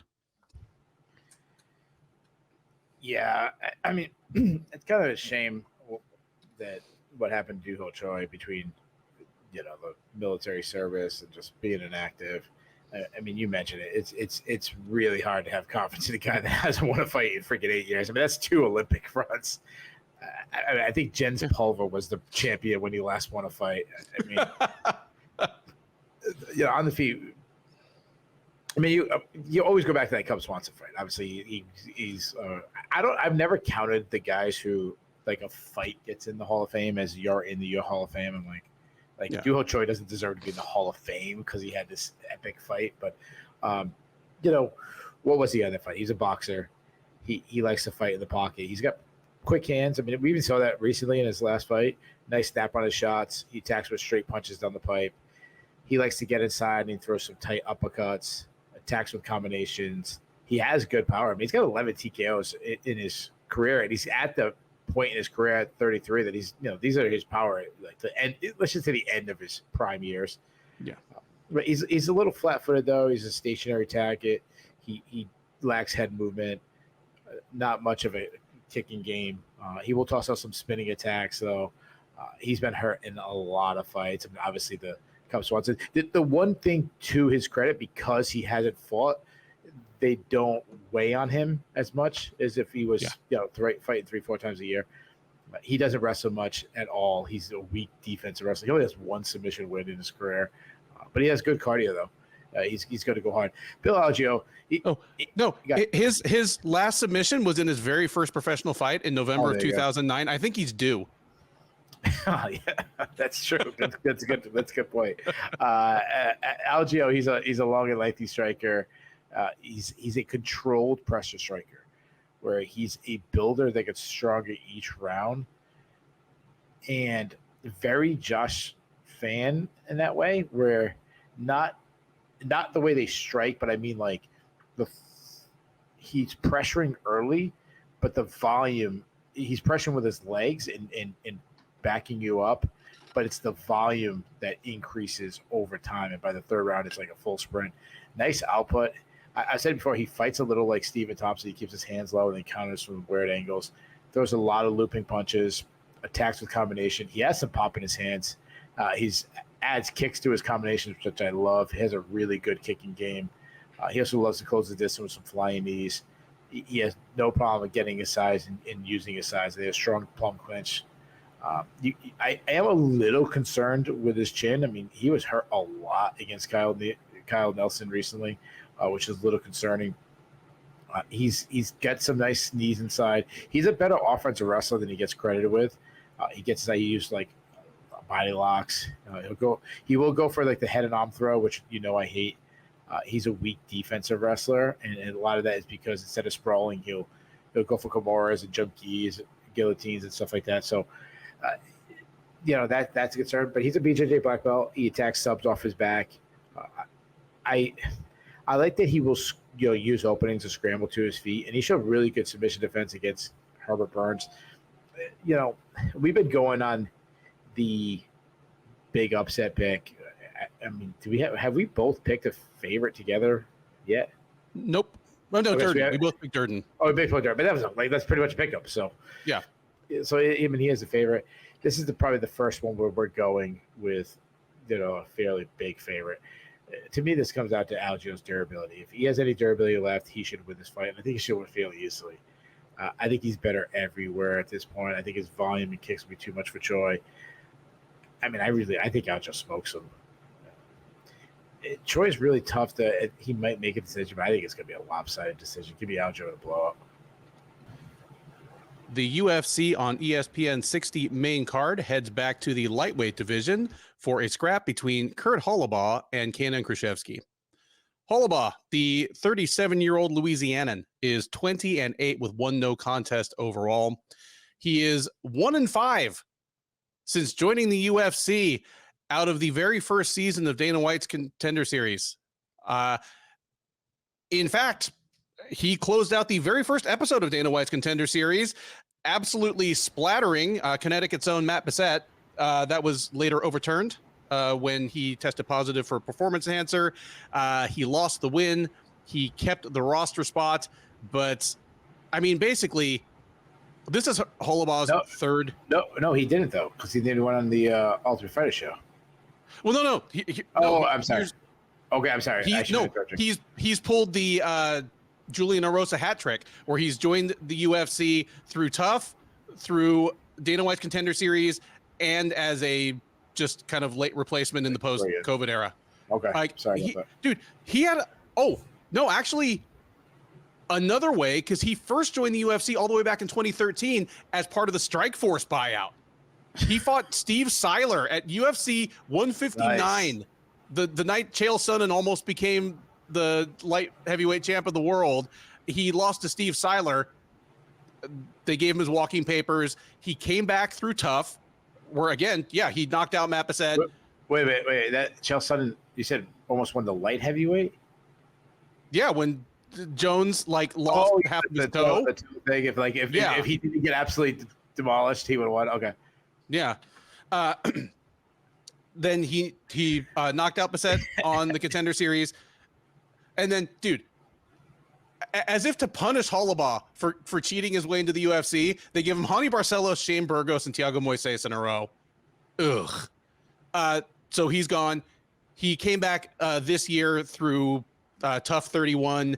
In his return fight, he dropped a unanimous decision to Trey Ogden. That was back in March at UFC on ESPN, Hemus versus Namajunas. So Holobaugh, like his castmate Cody Gibson, is 1-5 in the UFC and is therefore 1 loss away from hitting the Elvis Sinisic line. In order not to join that company, he will need to get past Kaynan Kruszewski. 33-year-old Brazilian is 15-2 with 1 no contest overall. He is 0-1 since joining the UFC out of season 7 of Dana White's Contender Series. He tapped out Dylan Mantello on the Contender Series last September, made his UFC debut in November, got lamped by Elvis Brenner in the first round. He's back in the cage for the first time since then, and he is a slight favorite. Kruszewski -140, Holobaugh +110. Keith, I will not insult your intelligence by asking you whether you see top 10 upside in either of these gentlemen. This is it. But no, this is the time for Holobaugh. Who is his fourth chance in? Holobaugh is like he's fun to watch, but he's like, I asked my wife, like I had to leave there early. I didn't get to eat breakfast. We were right out the door, and she's coming later to meet us for the first game. And I'm like, hey, honey, can you bring me breakfast? And she cost me from doing it, so she just shows up with a Dunkin' Donuts bag, obviously. Obviously. Yeah. And by the way, this is brought to you by Dunkin' Donuts. And like I'm all excited. I'm like, all right, cool. What am I getting? Am I getting like a bacon, egg and cheese sandwich? Am I getting a nice warm corn muffin with butter on it? Maybe she like jelly donut, something like this. She gives me. I open the bag. It is 100 degrees out. I'm hot. My mouth is dry, and I got 2 old-fashioned donuts. 2 fucking old-fashioned donuts. So like you needed the Heimlich maneuver at 10 in the morning. That's how I feel about Holobaugh. Like, I mean, I like it old-fashioned. Like, they're good. If like I go in like the office and there's like an old-fashioned donut there, like I might eat it, but like no one's in the history has ever like walked the Dunkin' Donuts like, hey, give me that old-fashioned first. Like, you're not doing that. You're taking what's left. That's how I kind of feel like watching a current Holobaugh fight. Like, he's fine. He's a fairly well-rounded fighter. I mean, on the feet, he's got high output striking. He's a pocket boxer who's constantly attacking with combinations. Nice 1-2s down the pipe. He works the body. He's got some power. The problem is his defense. I mean, he likes the pillar, which I hate. He rolls with punches, which I hate. He tends to keep his chin high in the air, which I hate. He's one of these guys who's willing to land a shot to eat one of his own. He is a big guy, and he'll grind in the clinch. And he's a very physically strong person, but he isn't much of an offensive wrestler. He's definitely more of a jiu-jitsu, traditional BJJ guy. Like, he'll try to get the fight to the ground, but he's not very good at it. He is a good submission. He's got 10 subs on his record. He can get subs off his back, but he's a weak defensive wrestler. And he showed recently, like, no ability to get back on his feet. He doesn't even show urgency to get off his feet. Like, he wants to be on his back, and that just doesn't work. You. That just doesn't work in MMA nowadays. No. But he does have good cardio. Krzyzewski, not a great athlete, little plodding on the feet. He's long and lengthy, kickboxer, counter striker, a bit of hold your ground kind of striker, which I kind of like. He is heavy on his front foot and he's open to leg kicks, but he throws hard. To his credit, he took his debut on days' notice, so I don't read too much in getting beat by Elvis Burner, but you have to worry about his chin. I mean, he was absolutely face planted by Burner in his last match. He wants to get the fight to the ground. He is a submission artist. He's got 9 subs on his record. I'm not very high on either, but I'm going to go with Krzyzewski. I hate Holobaugh's grappling game. I mean, he's a submission artist that he's got that old school 1995 play off your back kind of game. Mm-hmm. I think Krzyzewski puts him on his back and wins a top game affair. Holobaugh likely won't get subbed, but Krzyzewski wins just being on top for the most time. Give me Krzyzewski by decision. Yeah, it's interesting how many kind of parallels there are between Holobaugh and Cody Gibson. Again, both 1 and 5 in the UFC. Both have been in the UFC multiple different times, dating back over a decade. And both of them very much the same fighter they were 10 or 11 years ago, the first time we saw them. You talked about Holobaugh's got that kind of old school, and I mean, 1995 is being a bit mean, but like the 2005. All right, fine, 97. Where the platonic ideal is Nate Diaz tapping out Kurt Pellegrino from his back and just throwing the double middle finger up because he knows he's got the guy. Yeah. Like if you're of a certain generation, a certain mindset, that locked in 2006 or whenever it was, is like, that was cool. But yeah, but that's been Holobaugh's game the whole time. Like, I remember Holobaugh's his fight in Strikeforce when he lost to Pat Healy. Healy is a big, strong featherweight, and it was a ton of grappling. Neither guy had the other guy in a ton of trouble, but Healy was on top and Holobaugh was on bottom pretty much the whole time. Healy won all 3 rounds. And I mean, obviously in 2012 or whenever that was, it was even harder to convince judges you were winning the fight from your back, but that's still Holobaugh now. It's 2024 and he doesn't have a whole lot of urgency to get off his back. I like how you mentioned that. It's not that he can't, it's that it doesn't seem like he even really tries. And that's concerning. Like, he's a skilled fighter. He's got some physical gifts. Again, like Gibson, they were both so big for the weight class 12 years ago that they're still pretty good size for their weight class now. I don't know what Krzyzewski's upside is, but he's got less tread off the tires than Holobaugh, even if you do have to be concerned about the chin, because you're right. He got splattered by Brenner. And while Krzyzewski only has 2 losses, they're both knockouts and they're both one-shots. Like his first career loss, it was Finland or Norway or something, and he got face planted, like got one-shotted there too. But I don't think Holobaugh's going to do that to him. I think we'll probably get some fun dust-ups on the feet. And if and when it goes to the ground, it'll probably be Krzyzewski on top. And even if he doesn't have Holobaugh in a whole ton of peril, the strikes he throws are going to be more effective. The stuff Holobaugh tries from the bottom is going to be low percentage. I mean, unfortunately, him tapping out Austin Hubbard the way he did, like, probably encouraged him. And for however many more fights he gets in the UFC, he's going to keep trying the same thing. But yeah, I'm with you. Not super high on either guy going forward, but I think Krzyzewski's got what it takes to pick up the decision win here. Third from the top at UFC Vegas 94, at least as the card is constituted as of the beginning of fight week, is a featherweight matchup between Steve Garcia and Seung-Woo Choi. Garcia, the 32-year-old from Albuquerque, is 15-5 overall. He's 4-2 since joining the UFC as a veteran of season 3 of Dana White's Contender Series. He won by first round knockout, but that was only season 3, so that didn't mean an automatic signing. He went and won one more fight in LFA before getting signed. Since then, 4-2 and on a 3-fight win streak. Over the last little under 2 years, he has wins over Chase Hooper, Shai Yilan, and Melquizael Costa. All 3 of them knockouts, all 3 of them within the first half of the fight. The most recent of those, the Costa fight, was back in December at UFC Fight Night Song versus Gutierrez. And all of a sudden, one of the UFC's more ho-hum signings of the past 5 or 6 years is looking pretty interesting. He can stretch that 3-fight streak to 4 straight at the expense of Choi. 31-year-old South Korean is 11-6 overall. He's 4-5 in the UFC. He did win his last time out. He picked up a unanimous decision over Jarno Ahrens last August at UFC Fight Night Holloway versus Korean Zombie. That snapped a 3-fight losing streak for him and quite possibly saved his job.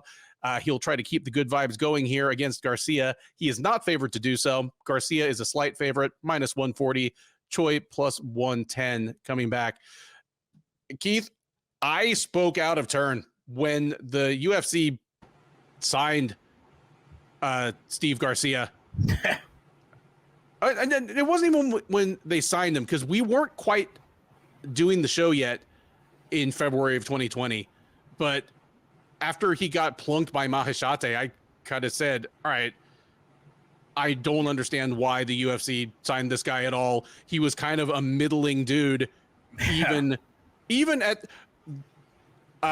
Jackson Wink's in-house promotion, like, Jackson Wink Fight Night, which was, some of the cards were at their gym. Like, he was above average. I'm like, why'd the UFC even sign this guy? He's pushing 30. He's not a great athlete. And all of a sudden, he's lamping good fighters. Like, knocking out Chase Hooper, it's beginning to age pretty well. But Shai Yilan and Melquizael Costa are both good fighters. And he thumped him.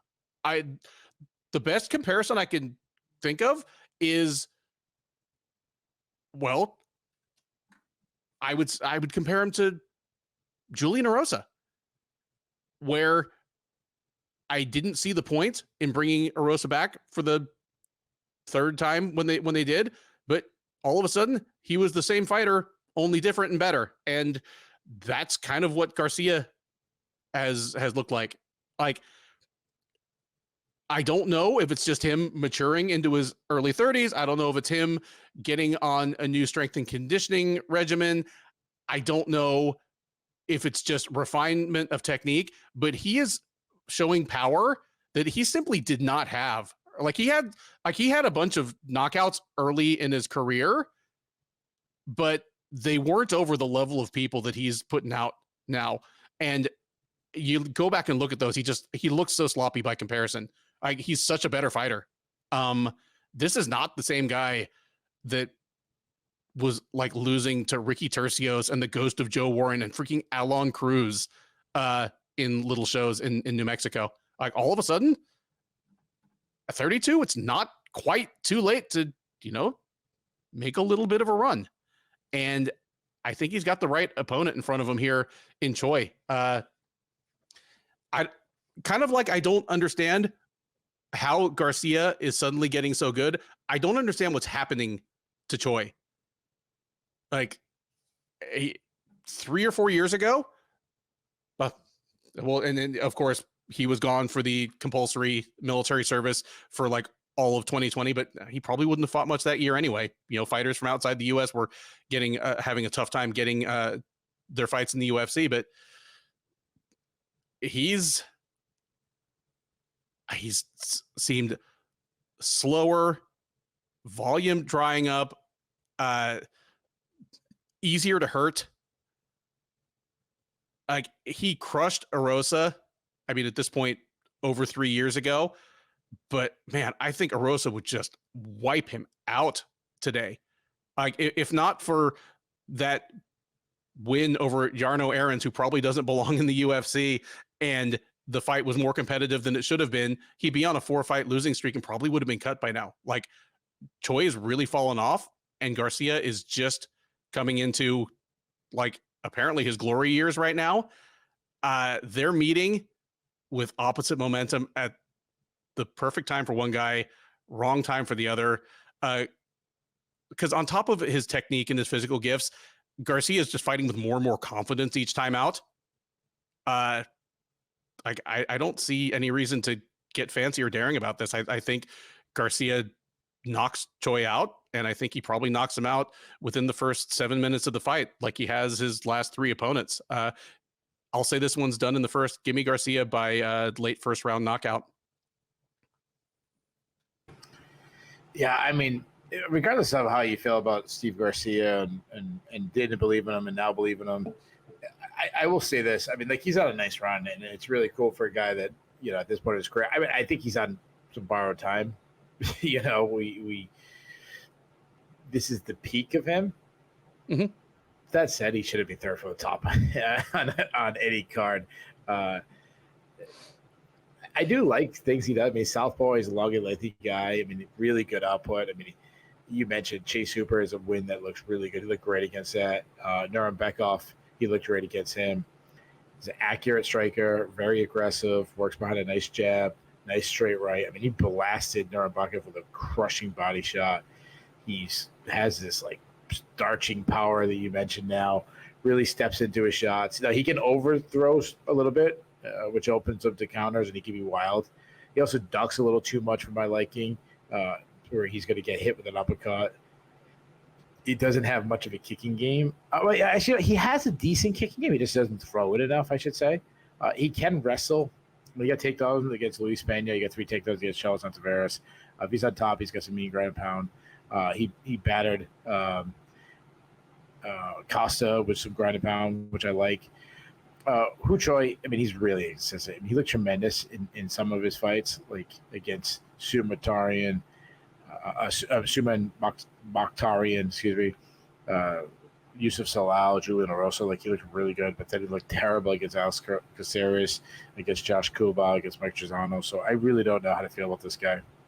He's a long and lengthy striker, counter-striking kickboxer, pretty accurate. He does lead, what he does is he kind of leaves himself to be countered because he loads up on his left hand so much and kind of really admires his work. He throws his left hand without any setups. He also fights in spurts. He'll wait, and then burst in the pocket, throw some hard shots, a lot of long-range distance striking.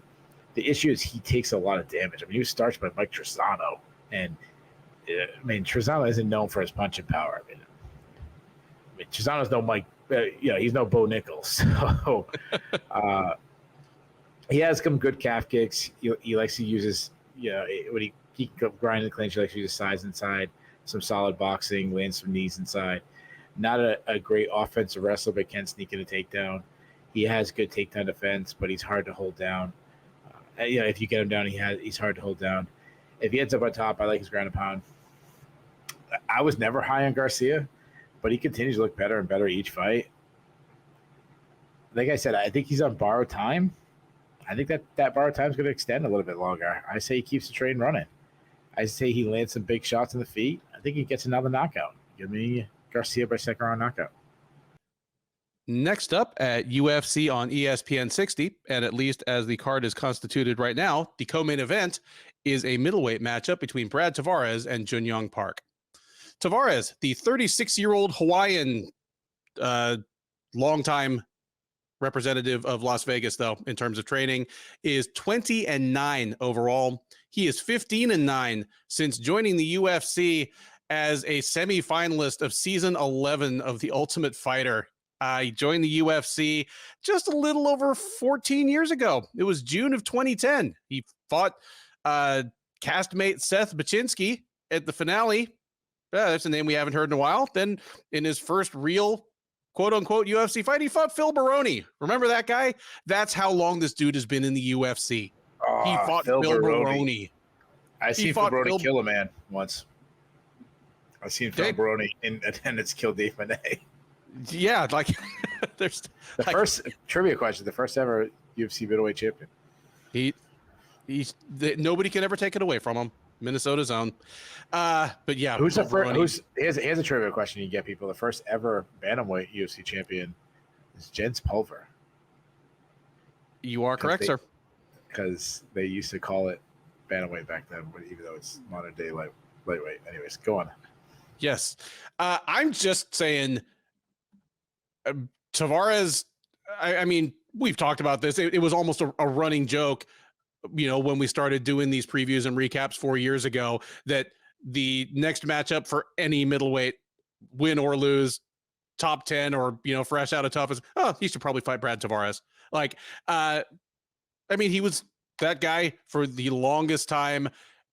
At 36, with the wars he's been in, he does seem to be entering a late stage in his career at this point. He's lost 3 of his last 4, with the only win out of those being against Chris Weidman. I mean, make of that what you will. He fought back in February at the Hermansson versus Pfeiffer fight night, where he got knocked out in the 3rd round by Gregory Rodriguez. So Tavares, if he wants to keep his longtime position as middleweight mainstay, gatekeeper of some sort, he needs to get back in the win column. In order to do so, he's going to have to get past Park. 33-year-old South Korean is 17-6 overall. He's 7-3 in the UFC. He's coming in off of a loss as well. He dropped a split decision to Andre Muniz at the Song versus Gutierrez fight night back in December. Prior to that, he had been on a 4-fight win streak that saw him creep up into the edges of the rankings himself. So he's looking to get back in the win column, perhaps not quite as desperately as Tavares. And he is favored to do so. Park is -180, Tavares +150. I mean, Brad Tavares is one of the great constants of the UFC over the past 15 years. I mean, he's been in the UFC for 14 years at this point. He was young, man. He turned 22 in the Tough House. He was the youngest guy on the cast. I mean, the only other person from that cast still in the UFC is Court McGee, and Court McGee, I mean, he may get the Park in the handicap spots when he fights. Like, I like, that's how old that dude is. I love Court McGee, but and it seemed for a while like he was never going to age. Like, he was never going to quite get over the hump and get into the title picture himself, but he was just the most reliable indicator of, okay, if you're a top 10 fighter, you beat Brad Tavares. If you're not, Brad Tavares beats you. Like, he's one of those classic guys where, we've said about him, he doesn't have any bad losses. He loses badly, but he doesn't really have any bad losses. Like, his loss to Edmund Shabazian didn't age very well, but at the time Shabazian was striking everybody like lightning. That's true. Like, yeah, he was Hamzat Chimaev without any depth to his game. That's still sort of the case, but he is slowed a bit. The chin is a concern at this point. And for Tavares, it was always going to live and die with the chin. I mean, he's not a throwback Hawaiian brawler. Like, he's a more nuanced striker and a more well-rounded fighter than that. But win or lose, I mean, he's always gotten hit a lot. And he sometimes would have to take 2 to give 1 back. He can't do that anymore. Like, it's it's not just that he has some knockout losses, because I mean, he had 5 knockout losses in the UFC. It's that even when he doesn't get knocked out, it seems like everything hurts him more than it used to. You know, just a kind of sure indicator that the chin is starting to go. He used to have some underrated / underused wrestling. That's pretty much gone as well. And here he's running into a guy in Park that, yeah, he came up short against Muniz, but he still looked like Jeong Park. Like, he's been a pleasant surprise over the last 5 or 6 years. And he's like, things changed for him, I think, when he just sort of started to embrace his wrestling. It turns out he's a pretty damn good wrestler. Like, he's one of those guys that you can tell he's not an amateur wrestler that wrestled from the time he was 6. Like, a lot of the ways he gets people to the mat don't really have a name, but it works just through persistence, stick-to-itiveness. The Iron Turtle is a great nickname for him because he's just durable as hell, doesn't come off as much of an athlete. He's not huge for the division, but nonetheless, he's always right there. Just strong as an ox, good cardio, tough, smart. I like Park. I mean, in some ways, he's the new version of Tavares. I don't think he'll probably ever make it like very far, at least into the top 10, but he's picking up a lot of good scalps along the way, picking up a lot of paychecks. I think here he's pretty much in his prime where Tavares is starting to fade. Luckily for Tavares, Park isn't the kind of guy that's probably going to just sit him down with one huge punch. But I think Park just kind of outgrinds Tavares. I think if we get the kind of middle distance kickboxing battle that's generally been Tavares' bread and butter, Park will do fine there. But Park also has the option that he can put his hands on Tavares, run him to the fence, force that clinch, and just kind of drain the life out of him, which is something he's gotten really good at, either just kind of stacking him up against the fence, punishing him, making them wear his weight, or finding takedowns from there, and going to work with good ground and pound and surprisingly nimble back takes. Like, for a guy that looks kind of slow and plodding on the feet, he's pretty nimble and fluid on the ground. It's just kind of a secret weapon that wasn't really in evidence through his first 4 or 5 UFC fights, but now he's got it. So yeah, this I think is a favorable matchup for Park. Give me Park in a pretty one-sided decision. I wouldn't be surprised if he wins all 3 rounds, and moments of like bright spots for Tavares are kind of few and far between. Oh, Brad Tavares. I mean, you summed it up perfectly. He's been a really solid middleweight for many years, but the best years just seem to be behind him. I mean, he doesn't have a major floor over the years, but I always said he never had like a major like quality, and he's a 7 out of 10 at everything. Yeah,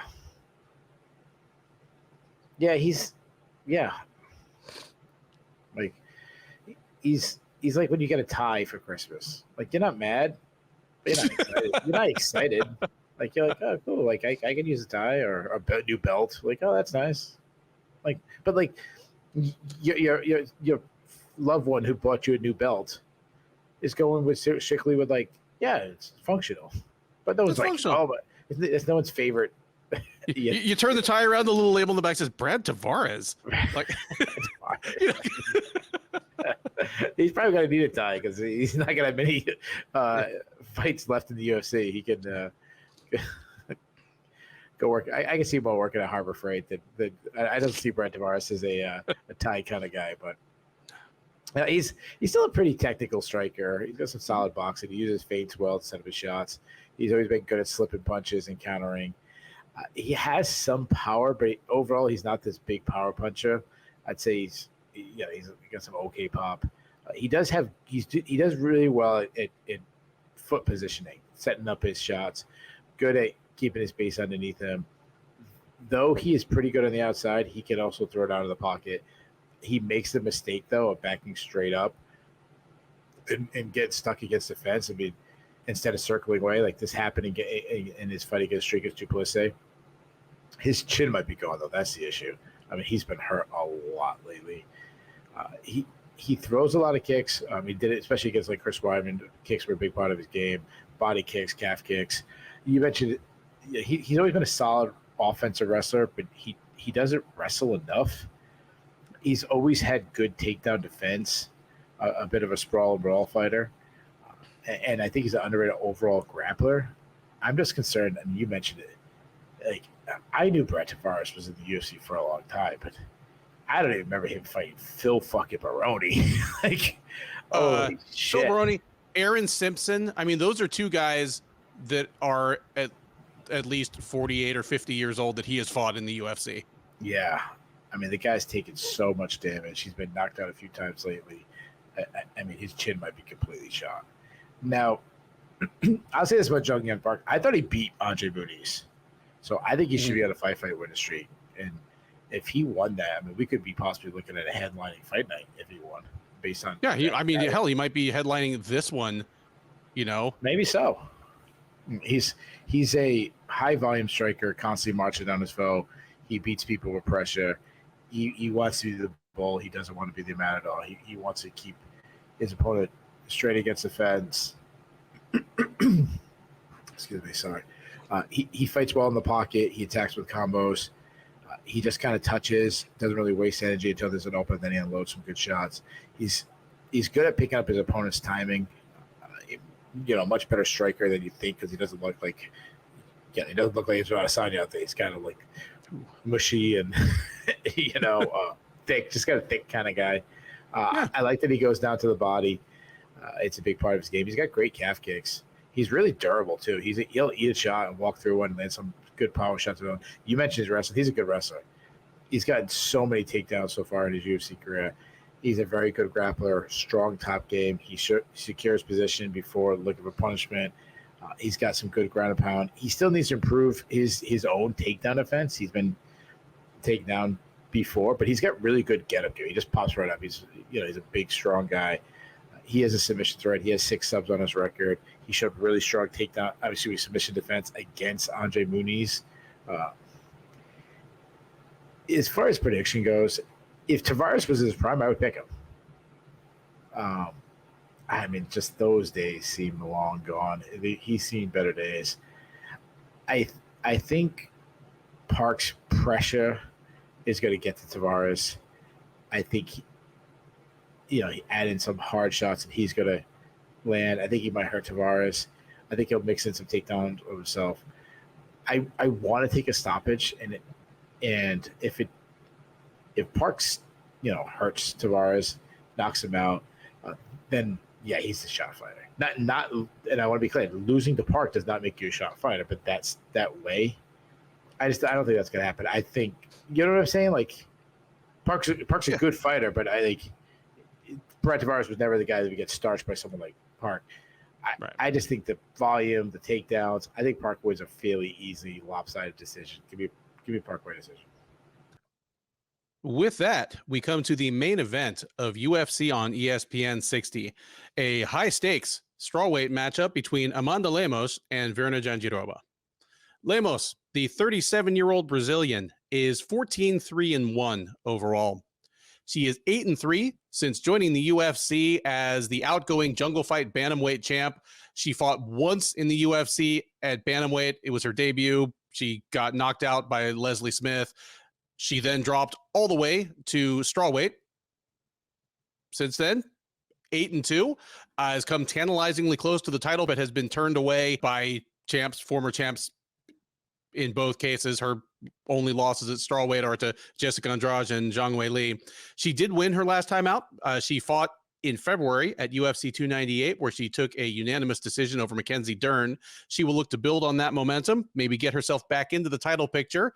In order to do so, she'll need to get past Jandiroba, who is looking to do the exact same thing. 36-year-old Brazilian is 20-3 overall. She is 6-3 since joining the UFC as the outgoing Invicta strawweight champ. She's on a 3-fight win streak. Since dropping a unanimous decision to Amanda Ribas almost 3 years ago, she has back-to-back-to-back decision wins over Angela Hill, Marina Rodriguez, and Lupe Godinez.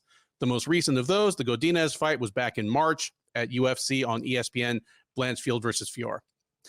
Odds on this one, it's another close one. Your favorite is minus 140. Your underdog plus 110. Who are they, Keith?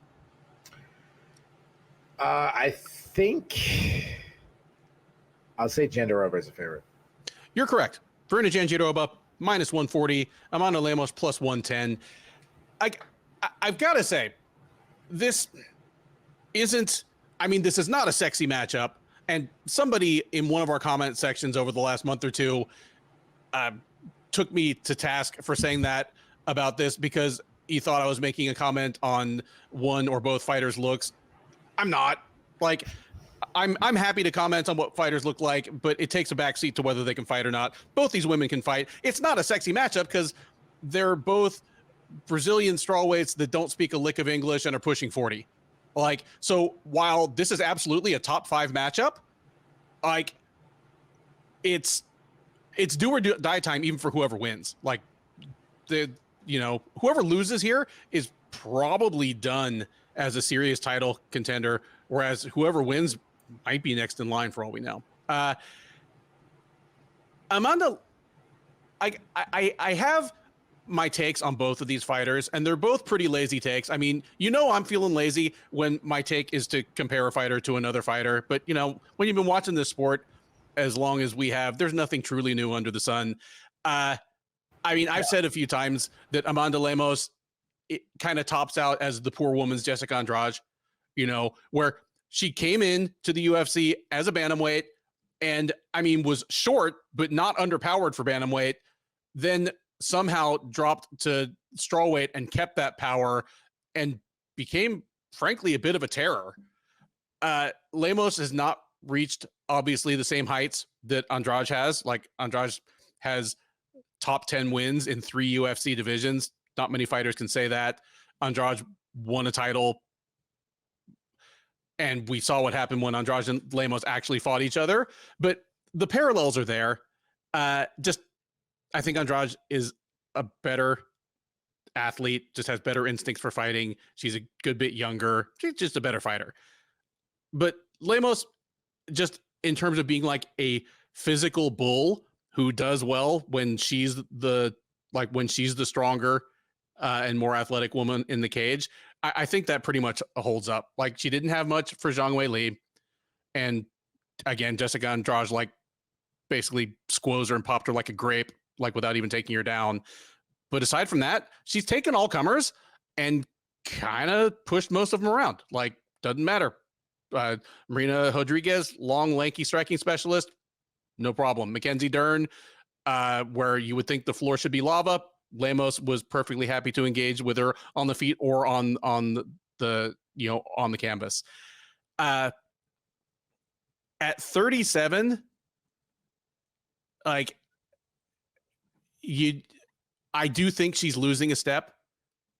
It hasn't really shown in her chin yet, but I don't think she has quite the same oomph late in fights, while she's still got plenty of horsepower just in terms of her physical strength. I think she's slowing just a bit. I think whether she beats Jandiroba on Saturday or not, her days are kind of numbered. These two women are pretty close in age, but I can perceive no decline in Jandiroba, even though she's 36.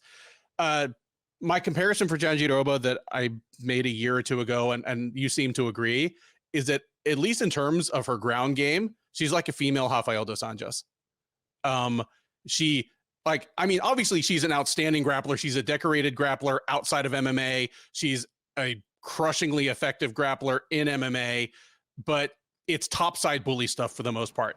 And it's super effective when she's the stronger fighter, kind of like Rafael dos Anjos did some things to people at lightweight that had not been done to those people before. But when he moved up to 170 and he started running into people who had the same approach but were bigger than him, the success dried up pretty quick. Once he ran into Leon Edwards, Colby Covington, people that could, that's she reminds me of Jake Shields. Oh, where she doesn't have the striking, like Jake Shields, it was a terrible striker. Like RDA at least could set up his entries with strikes and the threat of strikes. I mean, RDA became a very good striker. Yeah. Early RDA was a terrible striker. Yeah. But I mean, he looked like freaking Floyd Mayweather next to Jake Shields. But Jake Shields would say, everyone knew Jake Shields was going to take it down. He wasn't this spectacular wrestler, but he would get the fight to the ground. Like Jandiroba isn't the spectacular wrestler. No. You know, she's not the big caliber wrestler, but she'll get the fight to the ground. Jake Shields was never this crazy credentialed grappler. Neither is Jandiroba, but their grappling is so good and they out-grapple people who have their credentials. And they have no problem just staying glued on top and not doing much. But they're also not this crazy submission threat. Like, they get submissions, obviously. But I mean, they weren't Charles Oliveira type style. They just have no problem with staying on top, holding you down, and winning that boring affair. Which is why RDA gets arm triangle chokes, because you can get one of those without having to sacrifice or risk your position. You just inch, and then strangle a man. No, I agree on all counts there, and it's been effective for Jandiroba. And where's she come up short? She's come up short against, well, her debut in the UFC against Carla Esparza. For one thing, it was a pretty damn close fight. And while Esparza is small like Jandiroba, she's a very good wrestler. Still taller than Brian Kelleher. Still taller than Brian Kelleher. Yeah, for sure.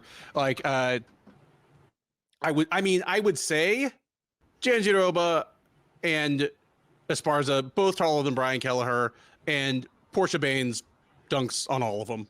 Yeah, I mean, she's winning that springboard slam dunk competition.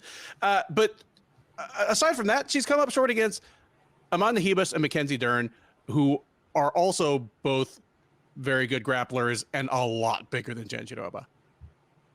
Like, in hindsight, it's pretty impressive that Jandiroba held her own on the ground as well as she did against Dern. Like, she had no fear of getting it into any position with one of the most decorated grapplers ever to fight in the women's divisions. I mean, that's my basic take on both these women. And I agree that Jandiroba's striking is ugly. But it's a means to an end. And she does throw a lot of stuff out as she's trying to inch into range. So throw out the jab, double up the jab, throw 1-2, throw lots of feints, all just trying to get in where she can get a body lock, trip a woman down, and then just, do her best Python impression on them.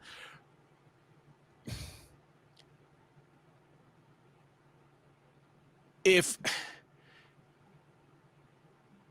Lemos isn't starting to slip, then this line is wrong, because she has just the right mix of kind of size and brute strength to keep Jandiroba from having a Jandiroba performance. But I can't escape the feeling that she is starting to slow down in the way that Jandiroba really isn't.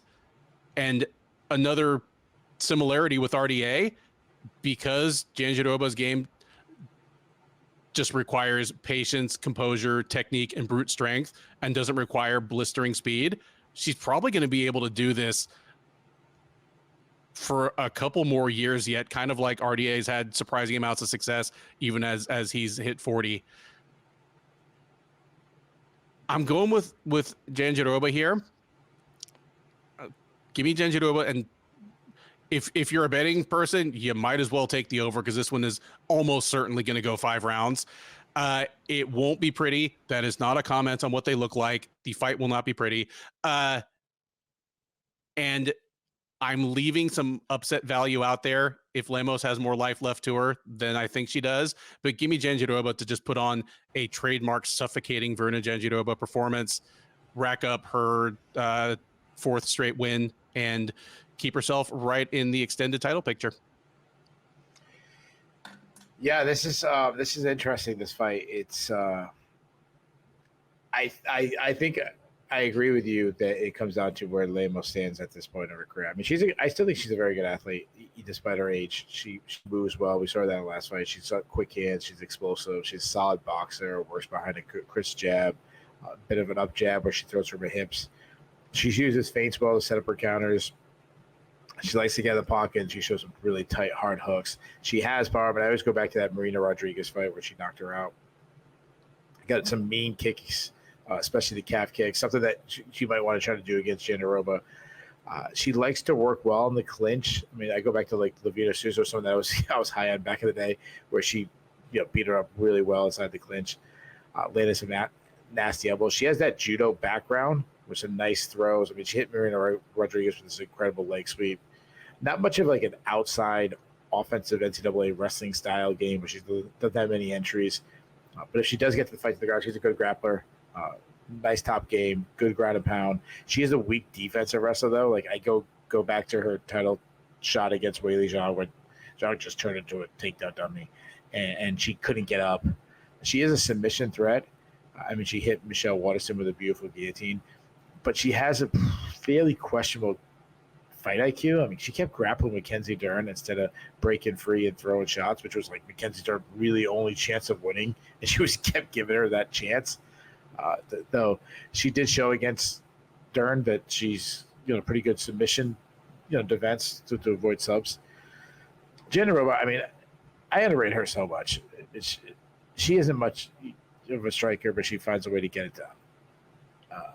I will say I think her striking is improving. I mean, it isn't very technical sound. It's low output, single strikes. She doesn't really have any power. And when she throws, she telegraphs. But what I mean by it is it lands more than you think because of her threat of wrestling really opens up the opportunities for her. It's kind of like how Khabib was never this technical striker, but he would land way more shots than people remember because of the threat of the takedown. Yep. I mean, don't get me wrong. She still wants to get the fight to the ground. That's her number one goal. She's a good wrestler. Nice entries. She's also very smart where she'll get takedowns late in close rounds. She gets the fight to the ground. We've already talked about like smothering top control, inches to better position, doesn't rush any submission attempts. She is a submission threat, but she doesn't rush to go get it. She's going to slowly work it. As far as prediction goes, I really think this is a real, I hate these kind of things. Like a week ago, I was talking about Rose Namajunas versus Tracy Cortez, and so many people say striker versus grappler. And I'm like, Cortez is a better striker than she gets credit for, and Rose is way better grappler than people think. And this one, I think it is fair. Like, this feels like a little bit of an old school striker versus grappler. Now, Lemos is a decent offensive wrestler, so I want to be clear of that. But I mean, like, they both have their clear advantage where Lemos is going to have a big advantage if it's a striking battle, and Jandiroba should have a clear advantage if it's a grappling battle. I see this fight, like, the line is close, but I don't think the fight will be close. I think this is a one-sided shellacking either way. Either Lemos, No, I'm so happy you're saying this because it's something that as soon as you said it, it clicked and I just couldn't articulate it. Yes, thank you. Like, go ahead. either like fighter A, Lemos stuffs Jandiroba's takedown attempts and just pieces her up on the feet from distance because she's so much faster, so much more explosive. Lemos, she's moving. She's like a moving target, and Jandiroba just can't get her hands on her. Or it's the complete opposite, and Jandiroba just is able to take her down, close the distance, and just dominates her from top. And it looks a lot like the Weili Zhang fight. I'm gonna go with the latter. I think Jandiroba makes this look really easy. I think Jandiroba makes this look like the Weili Zhang fight. I expect her to be able to get Lemos down on her back, and I think she's on her back for almost the entire 25 minutes. I think give me Jandiroba in a 50-45 decision. All right, there you have it. That is the Sherdog Radio Network preview for UFC on ESPN 60, Lemos versus Jandiroba, also known as UFC Vegas 94. I've been Ben. He has been Keith. If this is your first time listening or watching, thank you. We hope you enjoyed it. We do our best to bring you as good a blend of actual in-depth analysis and occasional historic or humorous asides as you'll find anywhere in this industry. Please do give us a like, subscribe, drop us a comment. Keith and I both man the comment section. We'd love to hear your take on these fights. We picked a ton of upsets, especially on the undercard. So if you think we overextended ourselves or we left any gold on the table, let us know. If you're right and we're wrong, we will give you your flowers on the recap. And you should join us for the recap.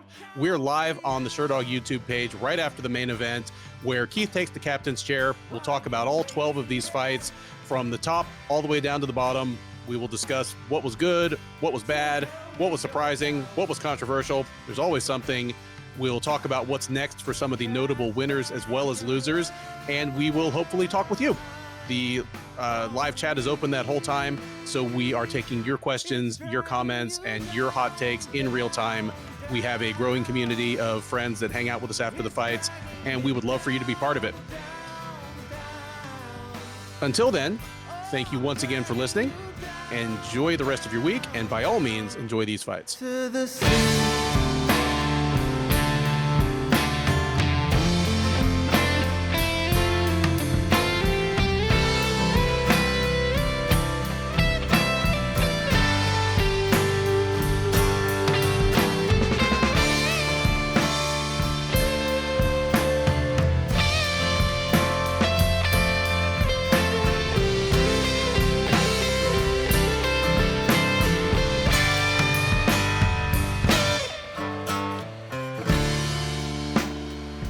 Make your better fairy tales while you're